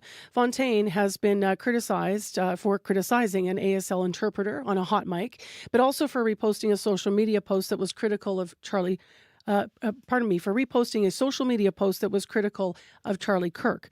Now, during question period, Premier Rob Canoe accused Khan and his PC party of, quote, rage farming, end quote, and fueling division in our province. Canoe was also critical of the PCs, calling for Fontaine's removal the day after there was that fire at her office, a fire that the NDP believe was deliberately set. CBC has not yet confirmed the cause of the fire. Premier Canoe was on Information Radio yesterday. He repeated his criticisms of Khan and the PCs. But the leader of the opposition, the leader of the PCs, should not be trying to capitalize on this. Again, if you agree what I said about the person organizing the rally or people organizing the rally being unreasonable, then I think you should also extrapolate that the leader of the opposition is being unreasonable. Are you suggesting the tone of the PCs then somehow 100%, yes, contributed to what happened at your minister's offices? No, I'm suggesting that their tone is contributing to a degradation of unity in our society. And this is not an isolated incident. They ran on standing firm against the landfill search. The current leader of the opposition was the poster child for attacking trans people in our society during the last election. Throughout their time in opposition so far, they have tried to capitalize on a litany of divisive issues. Again, if you want to debate healthcare, the economy, public safety, let's go. Let's have at it. But what I'm saying is this: politicians have a responsibility not to exacerbate divisions in the society. And politicians also have a responsibility to be mindful of when their actions are going to further contribute to an escalation of what's going on in the community. Important for you. And on both of those sides, I think the PCs have not just fallen down yesterday, but have a repeated pattern of trying to play to these base political wedge issues to try and score points. Opposition Leader Obi Khan is with us live here on CBC in studio. Good morning. Good morning, Marcy. Thanks for having me. So I'm going to ask you about the timing of your comments about Nahanni Fontaine in a moment, but why don't we start with what we just heard from the Premier, because I saw you reacting and thinking as he was speaking there. What do you say to the Premier suggesting that there's wedge issues that further divide our province and that you and your party are championing divisive issues here in Manitoba? Well, I mean, first I want to back up and talk about the main issue here is that I was incredibly clear, and our entire caucus was incredibly clear, that violence is not okay. That the acts of violence at the MLA's constituency offices was wrong, and it must stop. I opened up my speech that day with saying it must stop. Violence is never the answer. But debating and asking tough questions of this premier is our job. In opposition, it's my job to hold the government to account. So when we see failures on crime or healthcare or a minister of families not doing her job and failing time after time after time, it's our job to point it out. I asked the premier what I believe to be fair questions. Not once did I ever attack the minister of families. Not once did I even question the minister of families. My questions were all directed at the premier. Why is he keeping her in cabinet? Let me ask you about the timing of what you said. A day after the fire broke out at the constituency office, a day when there were protesters outside. In hindsight, do you regret the timing? Could you have waited a beat? Well, we don't know what started the fires first. That's still investigation. I mean, you've said that the police haven't come forward with what started the fires, so we still don't know that yet. I think it's extremely irresponsible of the premier to go out and say that is because of something when he doesn't have any facts behind that, number one. Number two, the timing is unfortunate, but it is our job to ask questions. Manitobans want answers. Thousands of emails, calls came in. I tabled over 450 emails from Manitobans. It's my job to ask the tough questions. Questions that Manitobans have the right to answers to. I don't think there's anything wrong with saying, and I brought it. My question was, again, very simply, when the premier, what I believe was, then went on the attack on us was, why is this premier keeping the minister in his cabinet? I think that speaks more to the premier than it does to the minister. And I asked that was the question. Can you see why the timing might have read in the way that it did as offensive or as problematic with the protesters outside? We had analysis the day before asking about the timing of the protest. We had Christopher Adams on air looking at this issue, and I actually asked him, and he was saying, he'd never want to say that people don't have a right to say what they have to say about any issue, and if they have issue with any minister. However, he said that he found, in context of the fires happening, that the timing was, regrettable. So I guess you don't feel, though, that you could have waited a moment to ask that question. Well, because it's relevant to what's happening now, right? It's our job to ask the questions about what Manitobans want. I mean, there are protesters outside. Manitobans have questions. And again, I led off very clearly by saying violence is wrong. The actions that were taken at the minister's office are terrible. Violence is never the answer. But we have to get to a point where, in a society, and what I believe the premier is saying is completely against our constitutional rights. We have a right to ask questions, to debate, to have conversations. You might not like the tough questions I ask, but that's my job. At no point were we rage farming, like the premier says. If you watch the questions and if you watch what happens, the premier is the one that ramps up the dialogue in there. I ask tough questions. That's our job. Manitobans have the right to know the answers. The timing is awful. I feel terrible for the minister and her office. Violence is never right. We were very clear on that. You somewhat responded to this, but I just want to ask you directly. Do you believe the premier's assertion that the fires at Nahanni Fontaine and Bernadette Smith's offices were deliberate and targeted? I don't know. I'm not the police. I'm not investigating, but I think it's really irresponsible of the premier to go out and say that. He's done this time. It's gaslighting. He did this in the chamber. He's doing it now publicly. He's saying, we don't know yet. I mean, this could cause major, negative ripple effects in society if it's found not to be. If it's found not to be, then how do we take the premier at his word? And if it is, I'm condemning those. He's condemning those. We're saying violence must stop. So Manitobans listening are hearing now the premier accusing you of rage farming, quote unquote. They're now hearing you accusing him of, quote unquote, gaslighting. Yeah. Tom Lindsay, the legislative speaker of the assembly yesterday, was saying there's no other workplace in the province, this is also a quote, by the way, where such behavior among colleagues would be acceptable. It should not be acceptable. Here, end quote. He's imploring on all of you to change the tone in the legislature. What responsibility do you take for the tone right now? Yeah, I totally agree with what the speaker is saying, and I would say to your first point of that, if anyone has any thoughts or they're not sure who's saying what, is it myself or the premier, go back and watch it. It's on YouTube. You can watch everything live, and it's still there. So you can go to YouTube, you can type in Manitoba Chamber, you can watch the whole entire, not just the clips that we put on social media, watch the whole thing and come to the decision yourself. When it comes to the speaker, I agree with him. That's why when I became leader, and I know no one watches every single day, when I became leader in the spring, on day one, I put in a no heckling policy on our side. We went from about 5 to 8 being called to order, and the same with the NDP, to 0. Do you think that you're not contributing to the tone then? On our side, since I've been leader, we've been called to order twice. The Premier's side has been called over 35 times to order. So I would say the decorum, and you can ask the Speaker himself, has said a lot of it was because of the direction that I've taken with our party. As politicians, we have a job to ask questions, but also be examples. And I agree with what he's saying, unlike the Premier who thinks everything's fine in there. Premier Canoe, you heard him just now. We all heard that clip. I want to look at the wider issues here. He is critical of your party for championing divisive issues in this province. You heard the examples that he raised, parental rights, not searching the landfill, the wedge issues that further divide us. What do you think of that characterization? I think as the new leader of the party, it is my job to rebuild trust and relationships with Manitobans and also signal a new era for the party. And that's what I'm doing. I'm doing that through collaboration, through conversations, through recognizing and acknowledging and admitting mistakes of the past. Yes, mistakes were done in the past. I'm the leader now for 4.5 months, and this is the direction I'm going forward. I stand here with humility and say, yes, there were mistakes made. The last campaign was not good. I've apologized for that. The interim leader has apologized. Now we must move forward. And that is the direction I'm taking. And that is through listening to Manitobans, through recognizing mistakes we did, but also worked for a better Manitoba by holding the government to account. So yes, there were issues in the past that were, I believe, used incorrectly. Wasn't the best thing for us to do. We recognize that. We've apologized, and now we're moving forward. Asking the Premier tough questions is our job. Him refusing to answer, call Manitoba goofballs, and for him to raise the temperature in the chamber, I think is completely wrong. I'm asking questions and we're not getting answers.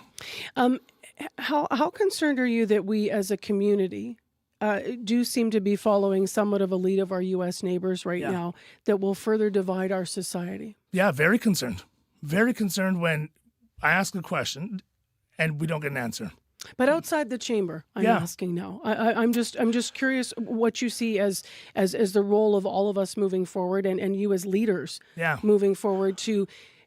Because while I appreciate you saying your job is to ask questions, there is something about the timing that you likely can understand that might have, not just for the Premier, but might have left other Manitobans thinking, what I started with. Could you not have waited a moment, given the seriousness of what happened? You're right. And with that, there's also Manitobans that want answers to that at the same time. So there's balancing act between the two of them, right? So some timing's bad, some Manitobans saying timing's now. So ask the question and get an answer. Don't add flames to it. Don't call Manitobans goofballs for having the right to protest. I mean, the Premier equated asking questions to violence and racism. If you listen to the question, he said that me asking questions is resorting to violence and racism. That is completely wrong. It is right to now. So to your question on society, you're right. We have to get together and talk. People have problems. People like what we're doing. Come talk to me. I'm approachable. I want to sit down. I want to listen to you. But when we raise that temperature is when things get bad. So ask a question. Have a debate. Protest peacefully, and let's sit down and find out what the issues are. I have no problem sitting down and listening to you, and maybe I'll say, you know what, you're right, Marcy. That was wrong. And again, looking at this interview, you're right. What we did in the past in the last campaign was wrong. And we can apologize for that, and we can move forward in a good way. And that's exactly what I'm doing as the leader of the PC party, saying these are the issues we're going to go forward. Crime, healthcare, accountability, holding the Premier and his ministers to account is not a bad thing. Should Manitobans be concerned with whatever is happening between yourself as the leader of the PCs and the Premier of the province, and what's happening between you two as individuals? I mean, I mentioned the quotes here, the rage farming, the gaslighting. And I have watched exchanges where both of you have equally become heated. CBC's reported on this. And this is not the first time the two of you have been in the media. In the public, I should say, and you're public figures, so you should be held to account. Should Manitobans be concerned that there is maybe work that is not getting done because of something that's happened something that's broken down between a relationship between the two of you as leaders? Well, I can say that both of us, but I'll speak for me, are very passionate about what we do. I'm very passionate about Manitoba. I love Manitoba. I love Winnipeg from day one when I got here, and that's why I'm doing what I'm doing today. I ask questions with passion. I don't ask them with visceral or hate or ill content in my heart. Are you suggesting he is asking No, them? I'm speaking for myself, and I was very clear. I said I'm going to speak for myself. And so that's what I go for. I go with that passion, that energy, that love of Manitoba, that we can do better. We can do better as a society when it comes to, again, crime, health, our economy. Like, we can get into real issues here, but I'm so passionate and I love this province and what it can offer that comes through in my questions. But again, my tone in my questions is a reasonable tone to ask questions. If you really look, and I ask and I implore you and everyone else to go look at the footage. Yesterday, I asked a question about a personal care home where seniors are not getting services that they need, and the Premier resorts to jokes and personal attacks on me. We need to really dial in on what's happening. The proof is there. I implore you and everyone else to go watch. The proof's in the pudding. So, you'll have to ask them about that. But I go forward with passion and love for this province and the party of the PC Party Manitoba. Thank you for being here live. Yeah, thank you. It's been great. I love getting up early to come in. Abhi Khan, PC MLA for Fort White, the leader of the official opposition. Now, I always try to give equal time when I have politicians on the program. So please, if you missed yesterday's interview with the Premier, you can see that on cbc.ca/Manitoba and on YouTube and on our app this morning. It is 7:25 a.m. We are moving to different and brighter topics today. The Blue Jays facing a familiar foe when they start their playoff run tomorrow. I've been talking all about it. The Yankees are going to be playing the Jays tomorrow afternoon. Let's find out what Scott Reguer thinks of the matchup. Hey, Scott. Yeah, hi, Marcy. Bronx Bombers, Evil Empire, call them what you want. It is the Yankees that'll take on Toronto in the ALDS. This after they eliminated Boston last night on the strength of a pitching gem by rookie Cam Schlittler. The Massachusetts native struck out 12 over 8 innings. He didn't walk a single batter. No one has gone so deep so effectively in a playoff game before, let alone a guy making just his 15th Major League start. Schlittler was asked whether he appreciated the magnitude of his accomplishment. No, not really. I'm just happy we won the game. I woke up and I was locked in, so I knew exactly what I needed to do and go out there, especially against my hometown team. So, as I told Andy yesterday, I wasn't going to let him beat me. So, I was just overconfident in that fact, but making sure I wasn't getting too carried away with it. Andy is Yankees pitching consultant Andy Pettit, who knows a thing or two about the century-old rivalry with the Red Sox. And now New York turns its eyes towards the Jays. The duel with Toronto, Marcy, over the past half-century hasn't been as heated, but it hasn't been amicable either. There's A-Rod shouting, "Ha!" during a pop-up to confuse a Jays infielder.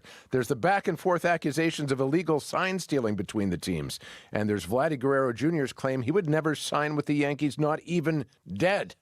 It begins tomorrow in Toronto, where Jays faithful will no doubt be in a New York hate of mind. Jays in 5. Let's go to hockey tonight. The focus is on a Yukoner playing in the Arizona desert, right? Now, that's a line I never could have imagined when talking about this sport. Yeah, it's true. Whitehorse's Gavin McKenna, Marcy, is going to play his first college game tonight when his Penn State Nittany Lions take on the Arizona Sun Devils. Despite growing up in the far north, McKenna is the surefire top pick in the next NHL draft, a phenom already being likened to the Connors, Bedard, and McDavid.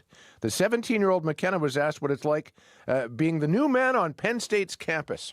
It's been a lot of fun. I think obviously living on my own, being 17 years old, it's a little different, not having a billet mom or a family, but it's been a lot of fun. I got some guys in my apartment building that I hang out with, kind of seeing how their places are all clean and mine's a bit of a mess. Get a bit of a reality check and know that I got to clean up my place. It's kind of nice that everything's pretty close, so you can pretty much hang with the guys whenever you want.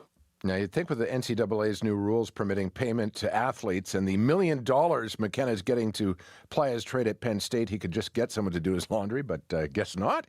And there's more history at play tonight, Marcy. The NHL is going to live stream McKenna's first game on its YouTube page, giving the whole world a chance to see hockey's next and most unlikely great talent. I cannot imagine the CHL Mucky Mucks are thrilled about any of this. Friday nights are huge for Canada's major junior leagues, and not only has McKenna eschewed them to play south of the border, with these broadcasts he's now providing competition for hockey fans' eyeballs. So the puck drops at 9 Central Time tonight, and I should mention the Jets, they're in Calgary for their final preseason tilt. Jonathan Toews will not be in the lineup. Head coach Scott O'Neill says the veteran center his injury didn't seem too bad, even though he came out early in the last game, but they don't want to push things, and that's probably wise. You want to finish quick with footy? Just wanted to mention that FIFA's unveiled the ball for the next summer's World Cup. It's called the Tri-Onda. Tri for the three host countries, Canada, the U.S., and Mexico. Onda for the Spanish word for waves, which you can see in Mexican green, American blue, and Canadian red all over this ball. If you're watching the World Cup on TV next summer, you will not have a problem spotting said Tri-Onda. All right, now we can Google image that during the news. Thank you, Scott. All right, have a good weekend. That is Scott Reguer. Coming up, we're going to talk about pumpkins. It is the time of year after all. Our community reporter headed out to visit a pumpkin patch in Winkler. We're going to meet a couple vying once again to win the title of biggest pumpkin in the province. Your news is next. This is CBC News. Good morning. I'm Heather Wells in Winnipeg. At 7:30, it is 14 degrees, and your Friday starts with damp streets. A slight chance we'll see more showers, but a mix of sun and clouds otherwise, and a bit of an easterly breeze. Today's high, not bad, 23 this afternoon. Growing fears recent fires and vandalisms might discourage Indigenous women from entering politics. Nahanni Fontaine and Bernadette Smith are Manitoba's first two First Nations women cabinet ministers. Both have had their constituency offices hit by fires and acts of vandalism in recent weeks. Kelly Saunders at Brandon University worries these incidents could have a chilling effect on possible future leaders. When young Indigenous girls see their role models, people like Bernadette Smith, Nahanni Fontaine, being targeted, being harassed, being subjected to violence, seeing their constituency offices targeted in this way, it does the opposite of encouraging young girls to see politics as a possible career path for them. Winnipeg police are looking into the fires at both offices, but have not confirmed whether they believe they were intentionally set. Manitoba's education minister says she is taken aback by opposition to a new school in Waverley West. Two residents of that South Winnipeg community have filed an appeal against a new K-8 school and daycare. They say it'll disturb the peace and quiet of their neighborhood. Minister Tracy Schmidt says this is new. Generally speaking, my experience is that I have people coming to me asking for new schools. So this might be, again, a new experience for me. The land in question has been slated for a school for more than a decade. The appeal against this new school for Waverley West will be heard next week at Winnipeg City Hall. Two banged-up bike riders are warning drivers to keep a lookout for cyclists. Jowdry Clayton and his partner were both in separate crashes while riding in the protected bike lanes on Westminster near Sherbrooke. Both need surgery for their injuries and are off work while they recover. Clayton says he would like to see more safety measures at the intersection. Having intersections that allow pedestrians and cyclists to enter the intersection first will help reduce that as well.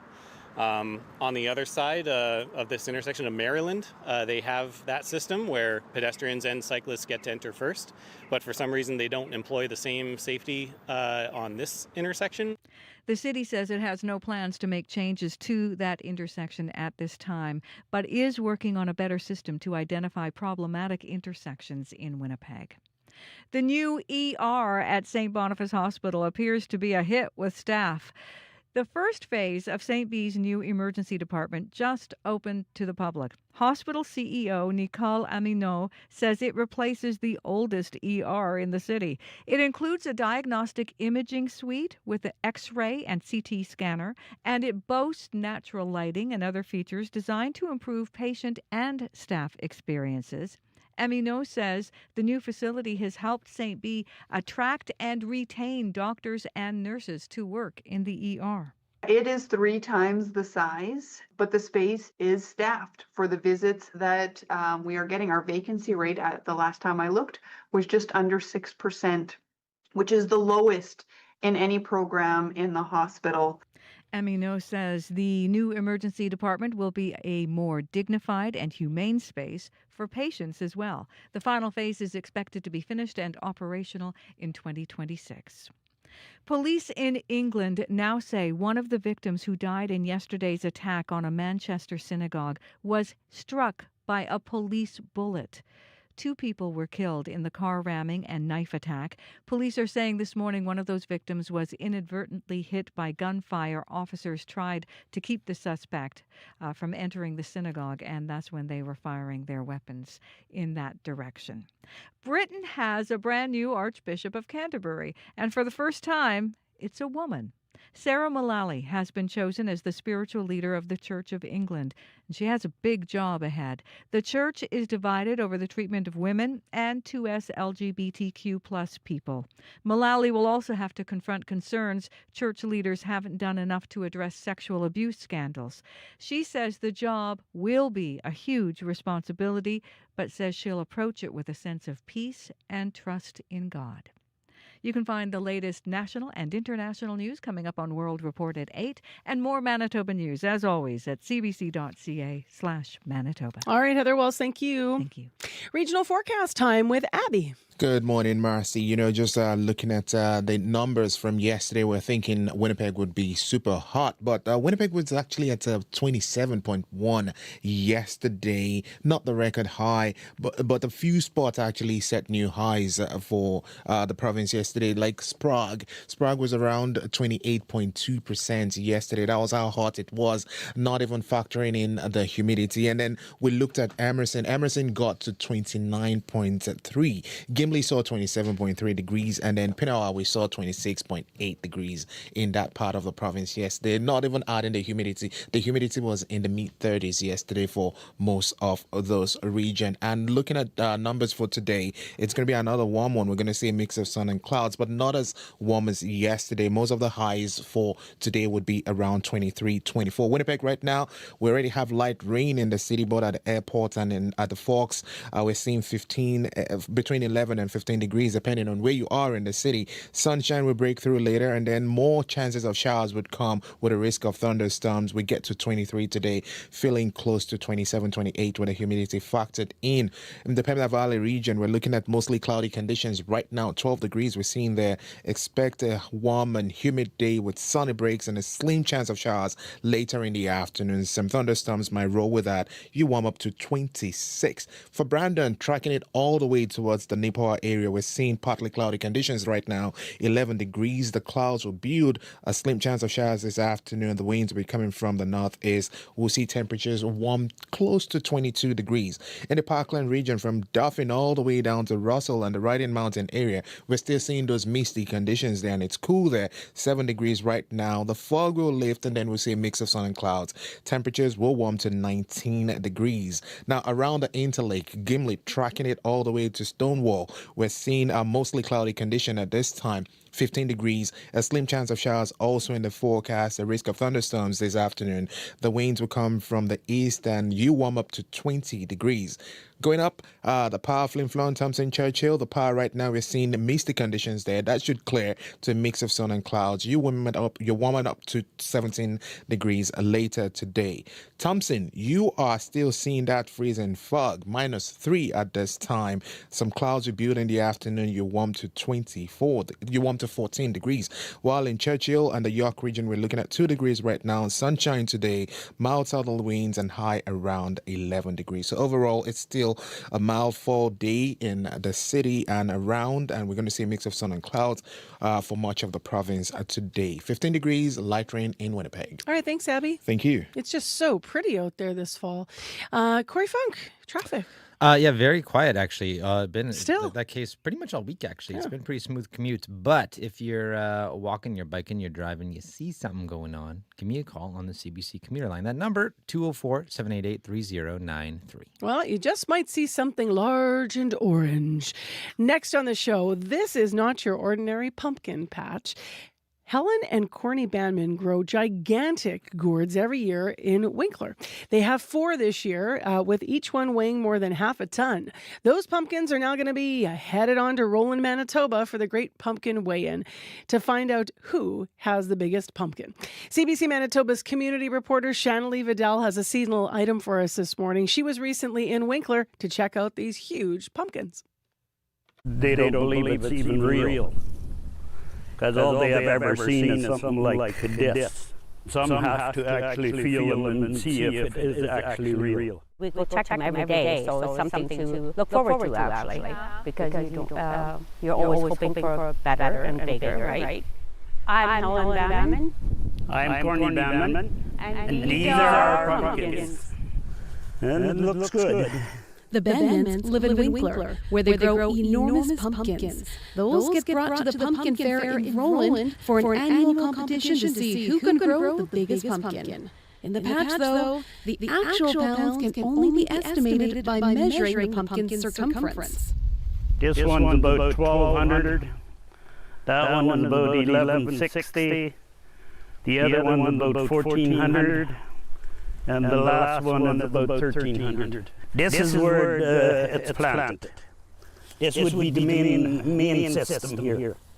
And then it goes all the way out there to that end there, about 40 feet. In August, they were just these stripes were here, orange. The rest was white like this. And now it's starting to change color.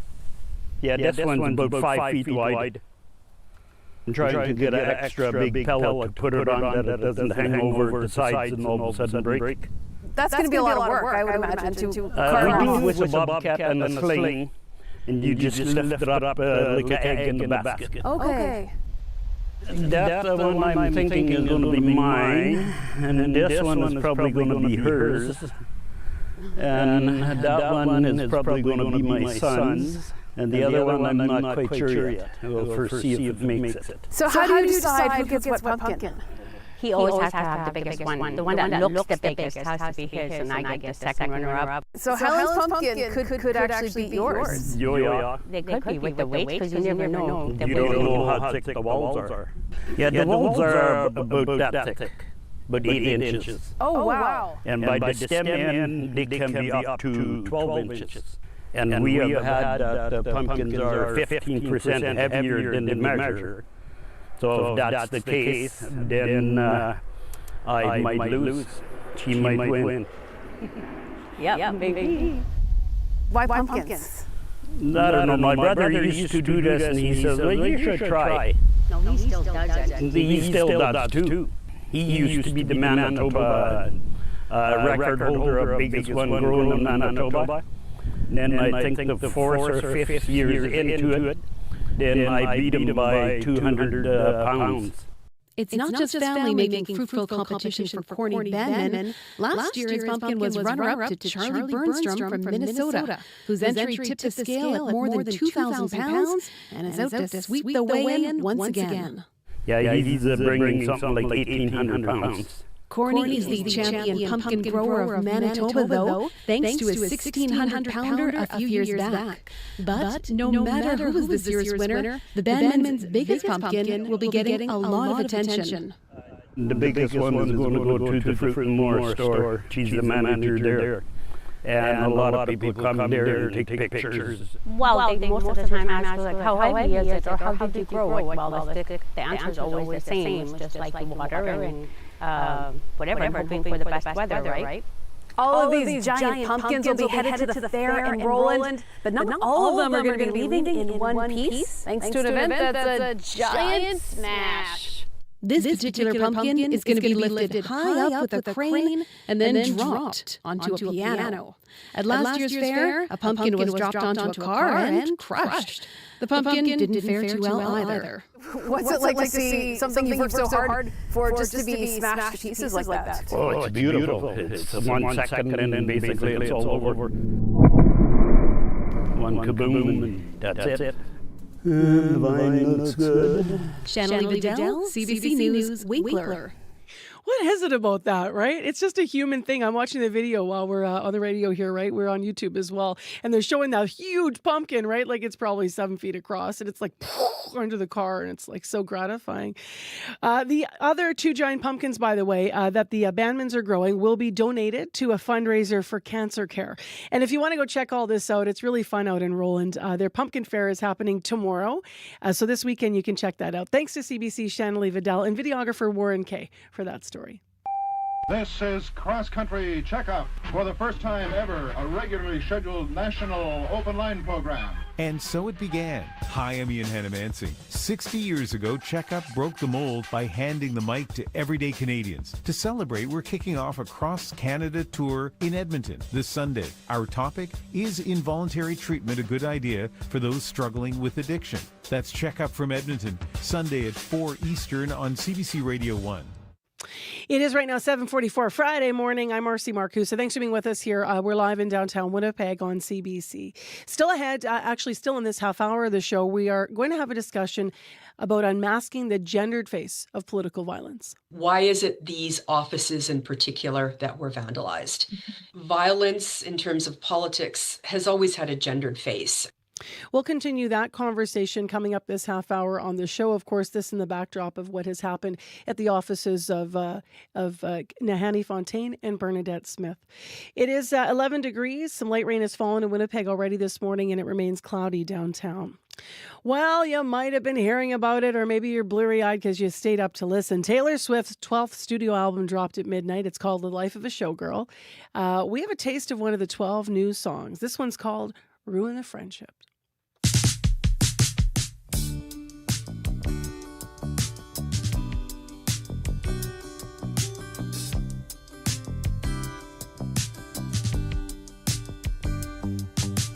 Glistening grass from September rain, gray overpass full of neon names. You drive 85, Gallatin Road and the lakeside beach, watching the game from your brother's Jeep. Your smile, miles wide, and it was not an invitation. Should have kissed you anyway. Should have kissed you anyway.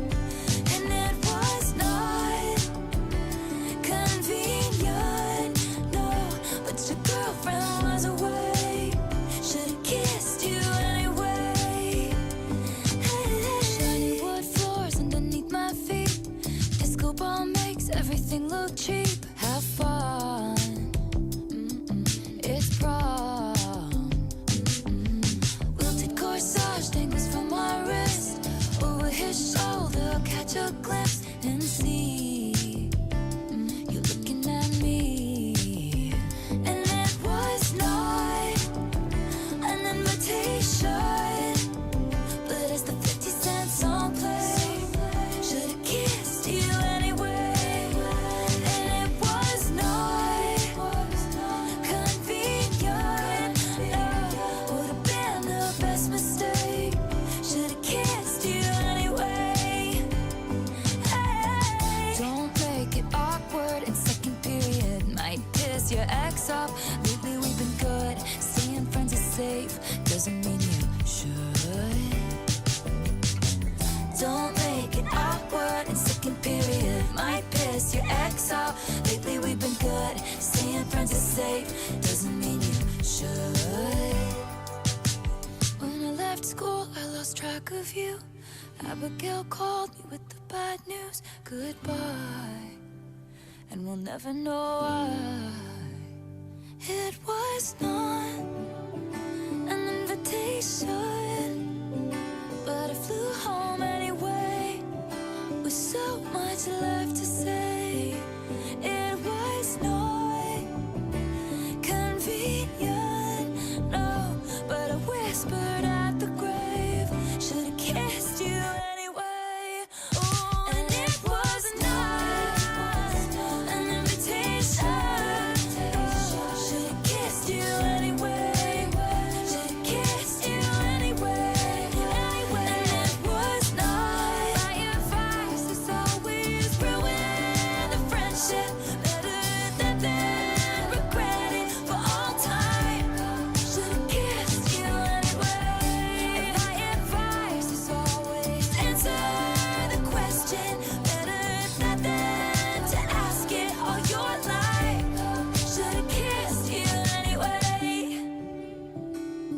You know her voice. Taylor Swift dropping new music overnight. Maybe you stayed up to hear the album. This one's Ruin the Friendship on CBC. By the way, because she's a marketing phenom, quite frankly, at 3 o'clock today in Cineplex theaters across Canada and the States, and yes, here in Winnipeg, there's also going to be the 89-minute making of the album movie that is going to be screening. So Taylor Swift, this is her 12th studio album. It's called The Life of a Showgirl, and there's 12 new songs on it. It is right now 11 minutes to 8 o'clock on your Friday morning. I'm Marcy Marcusa. Thanks for being here on CBC, 89.3 FM, 990 AM on the app and on YouTube. Coming up after 8 o'clock, just something light and fun and lovely for Friday. We're going to look at how hot it was in this fall so far already. We broke a whole bunch of records. Abby was talking about a few of them at 7:40. So we're going to look at that, but we're also going to look ahead to see what the rest of the fall is going to bring for us here. We also have a marketplace investigation coming up. I'll tell you about that before the top of the clock. Right now, though, despite being underrepresented in positions of power, experts say, as you might have heard it on news this morning, that women are increasingly becoming the face of political violence. Families Minister Nahanni Fontaine's constituency office was set on fire this week. Weeks earlier, her windows were broken into. Point Douglas MLA and Housing Minister Bernadette Smith had at least 4 fires at her office over the summer. Yesterday, Fontaine spoke about how these events have been impacting both her and Bernadette Smith. And so it's not only an attack on Minister Smith and myself, it's an attack on community. It's an attack on us being able to serve our constituents in a safe way, in a good way. And it's just not normal.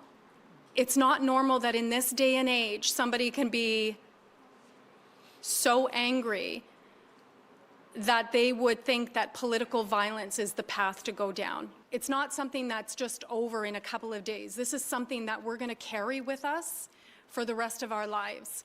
That's Manitoba Families Minister Nahanni Fontaine speaking with reporters yesterday. Winnipeg police continue to investigate. Police have not said whether these were targeted acts. Fontaine and Premier Wab Kinew have said that they believe that they are. Kelly Saunders teaches political science at Brandon University. She says these incidents are part of a larger trend and one that needs to be addressed. Good morning to you. Good morning. So what were you thinking as you were listening to that clip of Nahanni Fontaine? Oh, it's as someone who studies gender in politics and who's been a woman in politics for many, many years as a political scientist, it's heartbreaking. I mean, I can hear the despair in her voice. I can hear the fear. I can hear the sense of personal violation. And I think that's something we have to keep in mind, that anyone that has been in the unfortunate position of having their home broken into or personal property stolen, it is a form of violation. And constituency offices are part of MLA's homes.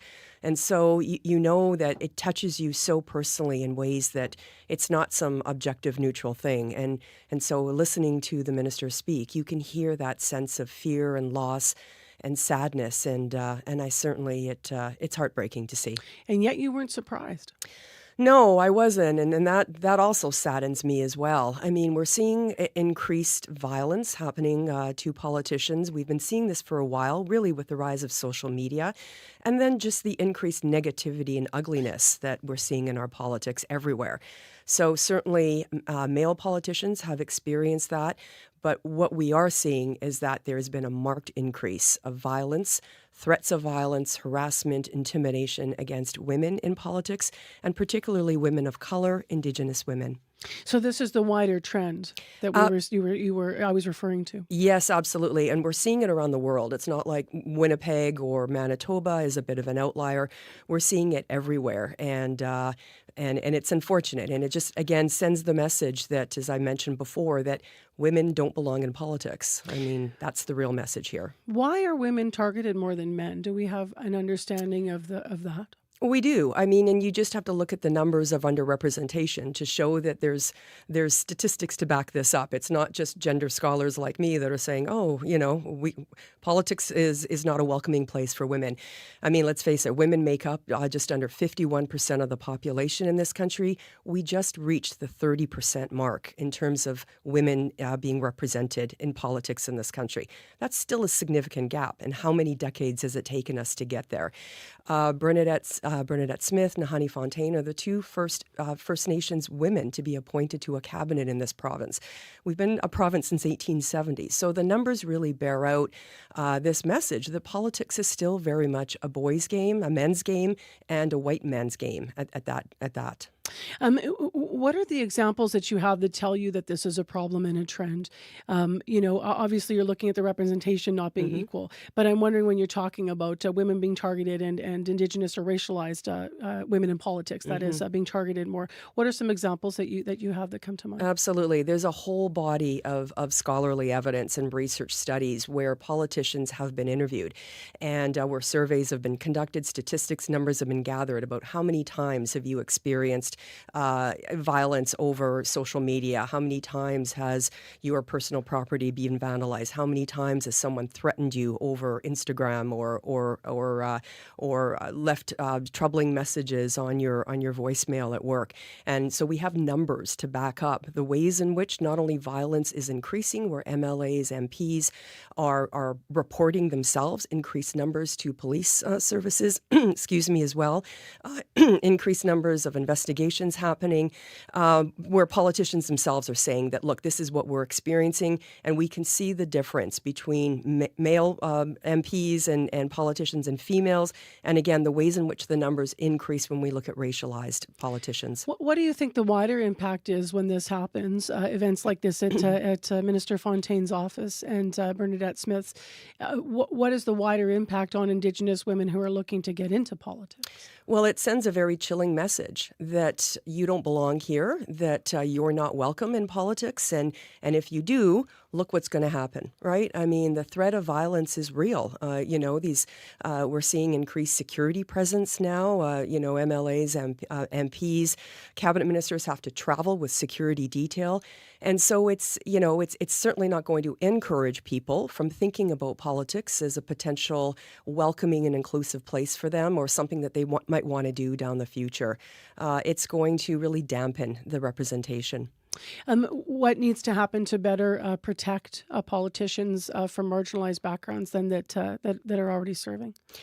Well, that's, oh boy, if I had the answer to that question. We know that the underrepresentation is real. We need to get more diversity in our politics. But how do you do that when these things seem to go, these things seem to be happening on a more and more frequent basis? I think it's really incumbent on our politicians to really not weaponize these kinds of situations when they come up, to call out bad behavior and gendered behavior and racialized behavior when they see it happening, not to do that themselves, and to, they're the ones in positions of authority, so they have to set the right tone for everybody. I do journalistically have to say, of course, police have not confirmed, what caused what happened at the offices. They have not confirmed that these were targeted acts, but you are speaking with some confidence. We did hear from the leader of the opposition earlier this hour who kept going back to the fact that, yes, police have not determined that these were targeted acts. Why are you speaking with that confidence? Well, first of all, because this is part of the larger trend that we're seeing. It's not like this is a one-off event. Number two, it's not even a one-off event here in Winnipeg. I mean, we know that Bernadette Smith's office, there was 4 fires in August. So this is this is not one thing that happened, right? There are a number of events that have been happening, and for us as social scientists, I mean, we don't play into coincidences, right? It's not a coincidence for me that you've got 2 women, 2 Indigenous women, high-profile cabinet ministers whose offices have been targeted. It's not happening to other MLAs. So you've really got to ask the question, why, what's happening? And for us, as I said, as a gender scholar, there's a whole body of literature that really speaks to this happening increasingly elsewhere as well. Thank you very much for coming in, Kelly. Thank you. Kelly Saunders is a political science professor at Brandon University and with us live on Information Radio this morning. 2 minutes to 8 now. Heather Wells is back with an update on the news. Good morning. Good morning. Well, the city councillor for Waverly West says people who move to new neighborhoods need to do some research about what's planned for the area. 2 residents of Waverly West have filed an appeal against a new K-8 school and daycare. They say it'll disturb the peace and quiet of their neighborhood. But the land in question has been slated for a school for more than a decade. And a Winnipeg couple is calling for more safety measures at a busy bike intersection. They were both in separate collisions days apart while cycling in the bike lanes of Westminster near Sherbrooke. I'll be back with more Manitoba news coming up at 8:30. All right, thank you, Heather. Thanks. We've had light rain already this morning. It's 11, our high 23. Going to be a bit cooler today and a chance of more drizzle and rain coming up. We're going to look at record-breaking heat that we had and where we're going this fall after 8. Also, a marketplace investigation. Increasing numbers of Canadian boys are being targeted in a dangerous sextortion scam.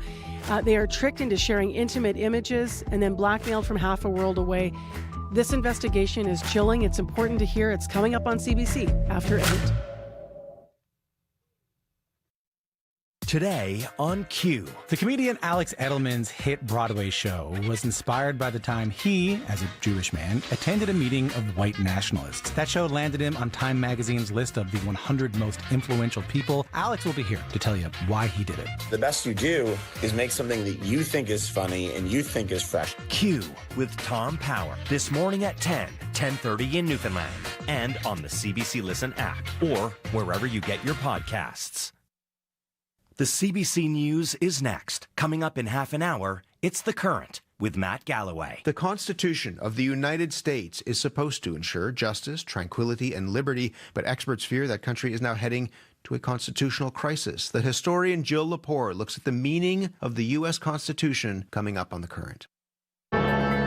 This is World Report. Good morning, I'm John Northcott. Police in Manchester, England say one of the 2 people killed in yesterday's attack may have died from police gunfire. They say he was struck as officers fired at the suspect to prevent him from entering the synagogue. One of the 3 people injured also hit by police bullets. Police now releasing the names of the 2 victims who died, 53-year-old Adrian Dolby and 66-year-old Melvin Kravitz. Meanwhile, Interior Minister Shabana Mahmood is urging the cancellation of a pro-Palestinian demonstration planned for London tomorrow. What I would say to people that are planning to go on a protest is just to take a step back for a minute. Imagine if you had lost a loved one to a terror attack in this country. And just because you have a freedom doesn't mean to say you have to use it all the time. Sometimes a little unity, a little solidarity, some love and friendship to other people is required.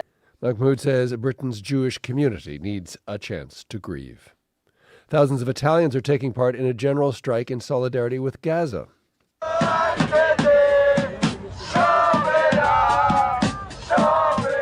Protests are happening across the country, including in Rome, Milan, and Florence. The protests are prompted by Israel's interception of the Samud flotilla. It was hoping to break the Gaza blockade and deliver humanitarian supplies to the territory.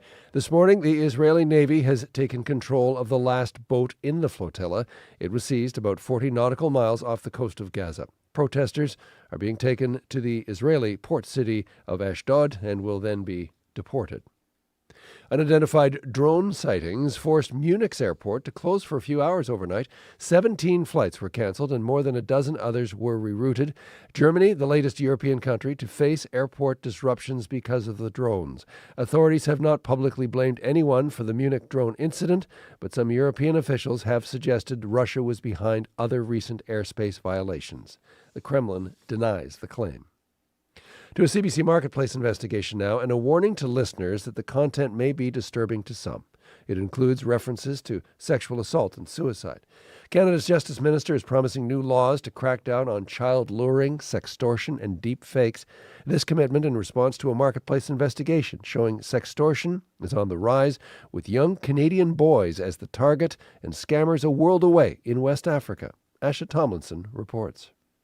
He was kind of the glue that held us all together. Ryan Cleland from Prince George, BC, is still processing the loss of his 12-year-old son to sextortion 2 years ago. I had spoken with Carson about sextortion online and what to do if it happens. And Carson started talking to who he thought was a girl on social media, but it was a scammer. He sent a nude photo and was blackmailed. Then he took his own life. He's just a boy, and that's an adult problem. That's why they pick on the kids. Sextortion is sexual blackmail, where kids are lured into sending nude images, then threatened for money. Canada's child exploitation tip line, CyberTip, tells us it receives between 50 and 80 reports a week. 85% of victims are boys. Paul Raphael is a cybercrime analyst. There is no other scam that involves targeting children, coercing them into a sexually compromising situation. It's run by a network called the Yahoo Boys, based in Nigeria. We find a member willing to talk. Yeah, most times it's very hard to find a job. So I just need something doing to survive. Ryan Cleland wants to see more action from government. Minister of Justice Sean Fraser says new laws are on the way. What people should expect to see in short order is new criminal legislation that's going to address online sexploitation and extortion of kids. You should expect to see the first steps taken in the fall sitting. Asha Tomlinson, CBC News, Toronto. And there are resources that you can turn to if you or anyone you know has been sextorted or is having thoughts of suicide. You can find CyberTip online or call or text the Suicide Crisis Helpline. That's 988 anywhere in Canada, or call the Kids Help Phone. The sentencing hearing for Sean Diddy Combs begins today in a criminal case that could keep him behind bars for years. In July, the hip-hop mogul was convicted of flying girlfriends and male sex workers around the United States to engage in sexual encounters. Prosecutors say he should spend more than 11 years behind bars. His lawyers want him freed now. Combs sent a letter to the judge yesterday promising he would never commit another crime if he's released. One of Canada's intelligence watchdogs is raising serious concerns about the Canada Revenue Agency and how it audits charities for connections to terrorism. The investigation follows years of allegations that the CRA is biased against Muslim charities. Catherine Tunney reports. Deeply flawed, they're biased, and they're discriminatory. Tim McSorley with the International Civil Liberties Monitoring Group has spent years arguing the CRA unfairly targets Muslim charities, disproportionately selecting them to be audited based on terrorism concerns. Vindication this week in the form of a report from one of the country's intelligence watchdogs. The National Security and Intelligence Review Agency spent about 2 years combing the records of CRA's Review and Analysis Division, known as RAD. The unit is meant to make sure registered charities aren't being used to finance terrorism. Investigators say the CRA could not justify why it opened audits into so many Muslim charities, and that its whole process lacked rigor and potentially violates the charter. CRA has relied on either dated information, guilt by association that are unsubstantiated. CRA says it's already making changes based on the report's findings. Wayne Long, the government Secretary of State for CRA, says he'll make sure that happens. We know the charities do great work across our country. And we will kind of lean in, and I will personally lean in and make sure that things are right. The National Council of Canadian Muslims wants the Liberal government to go further. It says RAD is so problematic, it's time to dismantle the unit and start over. Catherine Tunney, CBC News, Ottawa. Yukon is heading into an election. The writ will drop later today, and in 1 month, Yukoners will vote in a new territorial government. Julian Green reports. Here we go. Liberal Premier Mike Pemberton says above all issues the territory is facing, housing is the utmost concern. Solving the housing crisis means all hands on deck. The territory's Conservative Yukon Party also wants to zero in on housing. Leader Curry Dixon says his party is poised to deliver changes Yukoners expect after years of a Liberal government. There's been a shortage of housing and challenges with affordability and availability of housing in the Yukon, so we're going to be focused on that. The Yukon NDP is largely building its campaign around healthcare, which leader Kate White says has been plunged into another crisis. Who can you count on to attract more doctors, nurses, and frontline workers? I want you to know that you can count on me and the Yukon NDP. During the 31-day election period, the electorate will face new changes, 2 new ridings, and others with redrawn boundaries. Julian Green, CBC News, Whitehorse.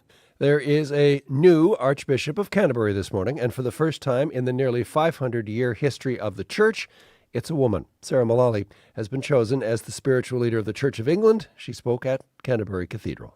Washing feet has shaped my Christian vocation. As a nurse, then a priest, then a bishop. In the apparent chaos which surrounds us, in the midst of such profound global uncertainty, the possibility of healing lies in acts of kindness and love. Mullally has a big job ahead. The Church is divided over the treatment of women and 2S LGBTQ+ people. Mullally will also have to confront concerns that church leaders haven't done enough to address sexual abuse scandals. Well, and finally, if your office is feeling a little less productive today, we might know the reason why. Hey, thank you for the lovely bouquet. You're sweeter than a peach, but you don't know the life of a showgirl, babe. Taylor Swift's new album, The Life of a Showgirl, came out at midnight, and a lot of fans have cleared their schedules. A survey from Bamboo HR found 6% of people who consider themselves Swifties booked today off work. They'll be doing a deep listen, looking for the meaning behind the lyrics. Going like the end of a cigarette while she came out. I said you live in my dream. Gaylors, we see you. And for those of you who didn't take the day off and are planning to listen at your desk, you're not alone. 10% of respondents in that same survey said there is a dedicated Swiftie channel on their company chat. But I'm immortal now, baby dolls. I couldn't if I tried. And that is the latest national and international news from World Report.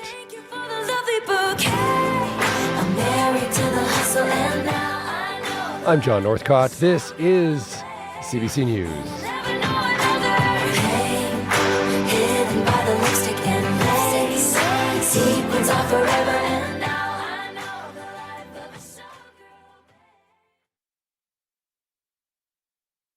Good Friday morning, everyone. I'm Marcy Marcusa. This is Information Radio. We're live in downtown Winnipeg on 89.3 FM, 990 AM on the app and YouTube. And it's been warm of late.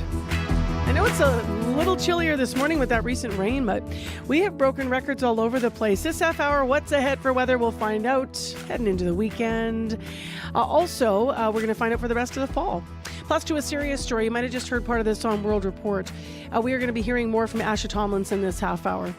An increasing number of Canadian boys are being targeted in a dangerous sextortion scam. They are tricked, they share intimate images, they're blackmailed. In this week's CBC Marketplace exclusive, Canada's Justice Minister is now promising a crackdown. Asha will join us to walk us through what they found and how they conducted their investigation for Marketplace. Stay with us.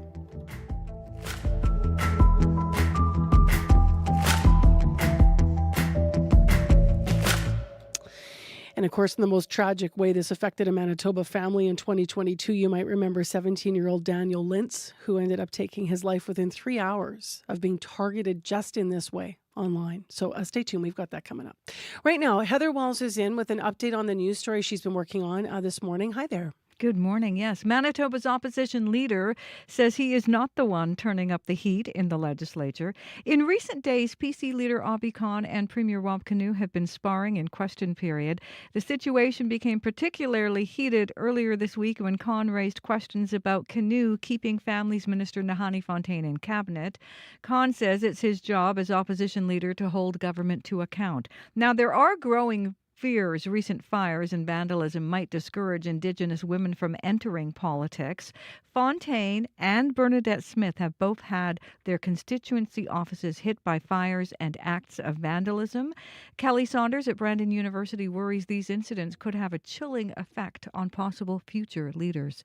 I'll be back with more Manitoba News at 8:30. All right. Thank you, Heather. Thank you. Let's go to the weather now for more detail. Hi, Abby. Hi, Marcy. We're looking at a mix of sun and clouds today. A few scattered showers and a touch of humidity down south, making it just feel a bit warm for the day. Winnipeg right now, we're still sporting 14 at the airport and 11 at the Forks. Light showers outside. Sunshine will break through soon, and then we'll see more slim chances of showers and a risk of thunderstorms sometime in the afternoon. The winds will come from the east. We warm up to 23 degrees. Other parts of the south, we're seeing 8 to 15. Up north, -2 in Thompson at this time. Winnipeg, we are at 14. Friday commute still quiet, Corey? Quiet, except if you are at Dugald and Lajimodiere. There's a stall blocking that northbound yield lane on Lajimodiere. So keep left to turn right at the intersection, which I know is kind of confusing. We kind of got to loop around to get around that. And that's, as you can imagine, causing some delays. If you see anything else out there, you can call me 204-788-3093. Also, I've got a winner to announce. I know yesterday we had Steve Patterson on the show. The Debaters is celebrating 20 years, and it's the 25th year of the Winnipeg Comedy Festival, which is happening in the spring. But already he's coming on, he's promoting it. Very excited about it because it'd be a really big year for both the comedy festival and the show. Because it started here, the debaters. Exactly, don't you at the know? gas station theater. Yeah. And we gave away a pair of tickets. And the winner is, after 103 people reached out, it's Nancy. Yeah, there we go. It's the best I can do for a drum. Good at it. So yeah, Nancy, congratulations, and thanks to everyone who reached out. And I wouldn't be surprised if there's some ticket giveaways as that show gets closer too. All right, we'll reach you off air off the show, and thanks to everyone who entered.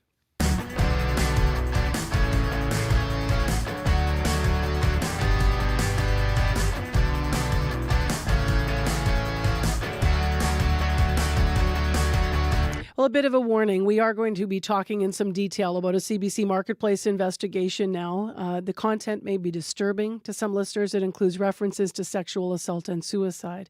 As you may have heard on World Report, an increasing number of young Canadian boys are being targeted in a dangerous sextortion scam. They're tricked into sharing intimate images. Then they're blackmailed from half a world away, and for some, the shame is unbearable. I mentioned Manitoba's family in 2022, a Manitoba family rather, they lost their son, 17-year-old Daniel Lintz. He took his life within 3 hours of being targeted online. Today in this CBC Marketplace exclusive, Canada's Justice Minister says the laws will change, promising a crackdown on child luring, sextortion, and deepfakes. To talk about how big this has become and also more about what can be done about it, I am joined now by CBC Marketplace host Asha Tomlinson. Hi. Good morning, Marcy. So first off, Asha, how does this sextortion scam work and how common is it? Well, we have new data, and we know sextortion is on the rise in this country, with Canada's child exploitation tip line, CyberTip, telling us it receives between 50 to 80 reports a week. And while girls are targeted too, 85% of victims are boys. We wanted to test how easy it is for scammers to find kids on social media. We created fake Instagram accounts to look like teen boys, who are usually the target. And we didn't have to wait long. The direct messages started coming in as soon as we went live with our accounts. They looked like young girls messaging us, very genuine, authentic looking accounts. But in reality, based on our research, these are male scammers. And this is how it works. So it starts with the friendly, flirty questions and conversations. In fact, the scripting is very similar. It starts with, how old are you? Where are you from? I'm bored. Let's chat. And then it turns sexual quickly. And that's when the nude request is. That's when it happens. And within 24 hours of our test, 7 separate accounts asked for nude photos. That's once every 3.5 hours when you break it down.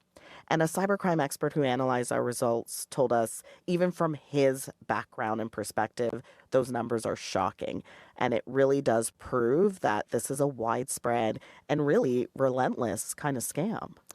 So your team was sextorted even though you never sent an intimate image. How did that happen?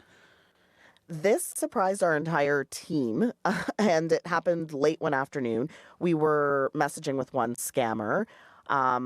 During the conversation, there was a lull, and that scammer grabbed a headshot we sent, altered it with a nude photo, and sent it back to us, trying to blackmail us, saying, look, give me $50 as a gift card online, and if you do that, I won't send this out to all your friends and all your family. We didn't respond right away. And then he was bombarding us with calls through the app and messages like, answer me right now. Don't try me. He gave us a countdown. If you don't give me my money by the time I hit 1, from 10 to 1, I'm going to send this out to everyone you know. And I think this gave our team a real sense and understanding of the pressure that a young boy would be under in this type of situation. In another surprising case, we spotted a Nigerian phone number while we were messaging another scammer, and we called that number, and the guy who answered, to give you a profile of the scammers, he sounded pretty young. He couldn't talk long because he said his parents were home. And when I asked why you scam people, why do you do what you do? He said, quite simply, I need the money. You mentioned a Nigerian phone number. So is Nigeria where a lot of this originates? It seems to be the epicenter, West Africa, and then, yes, particularly Nigeria. And it's run by a network, this scam, that calls themselves the Yahoo Boys. We found a Yahoo Boy willing to talk based in Lagos, which is a hotbed for cybercrime. And here's what he told us. Well, I would say it's very big, very, very large. It's very hard to find a job. So I just need something doing to survive. So you don't ever wonder if the person on the other end is suffering because of the scamming that you've done? Yeah, let me just, I don't know what to answer to that. It seems to be a job for a lot of these scammers and a lucrative business. They don't think about the victims, right, on the other end. On social platforms, you'll see the Yahoo Boys flaunting their cash and cars and designer clothes. They even share tactics on how to drain their victims, like taking 70% of someone's salary. And that's the thing that we noticed. The strategy here is that the scammer doesn't stop at one blackmail request. The strategy is keep going back for more for as long as you can. Now, this is, of course, not just about the money. There are dire consequences to this scam. Absolutely. In just the last 4 years, 5 Canadian boys have died by suicide after being sextorted. One of the victims as young as 12 years old. We've spoken to some of these families, and you can, only imagine the grief they are feeling, and they want answers, they want accountability. They're demanding the government step up. So we put that directly to the Minister of Justice, Sean Fraser. He told us new laws are on the way this fall. Have a listen.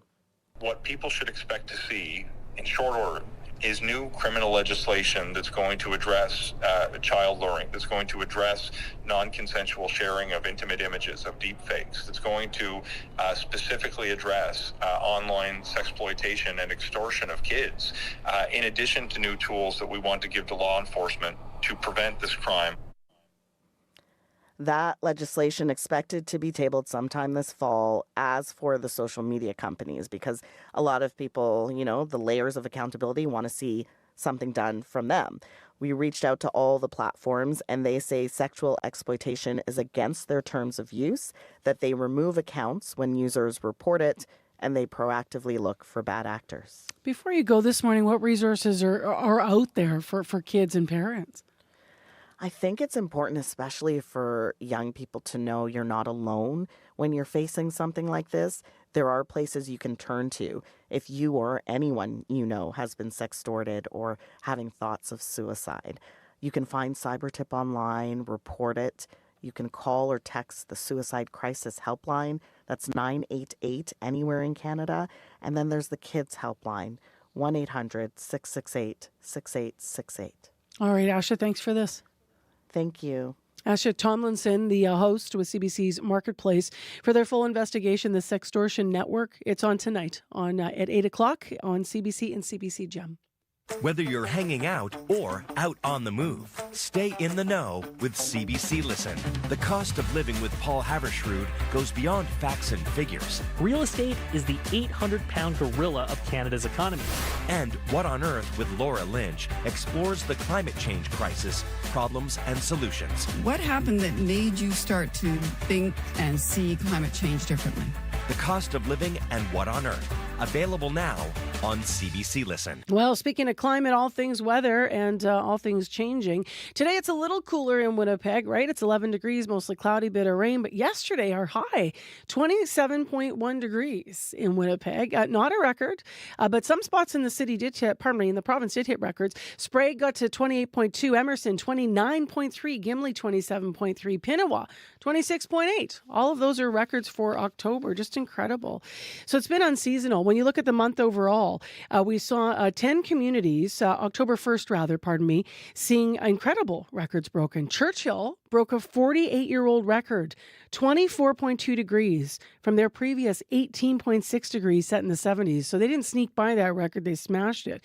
Barons River also broke a record that was over a century old. They reached 24.7 on October 1st.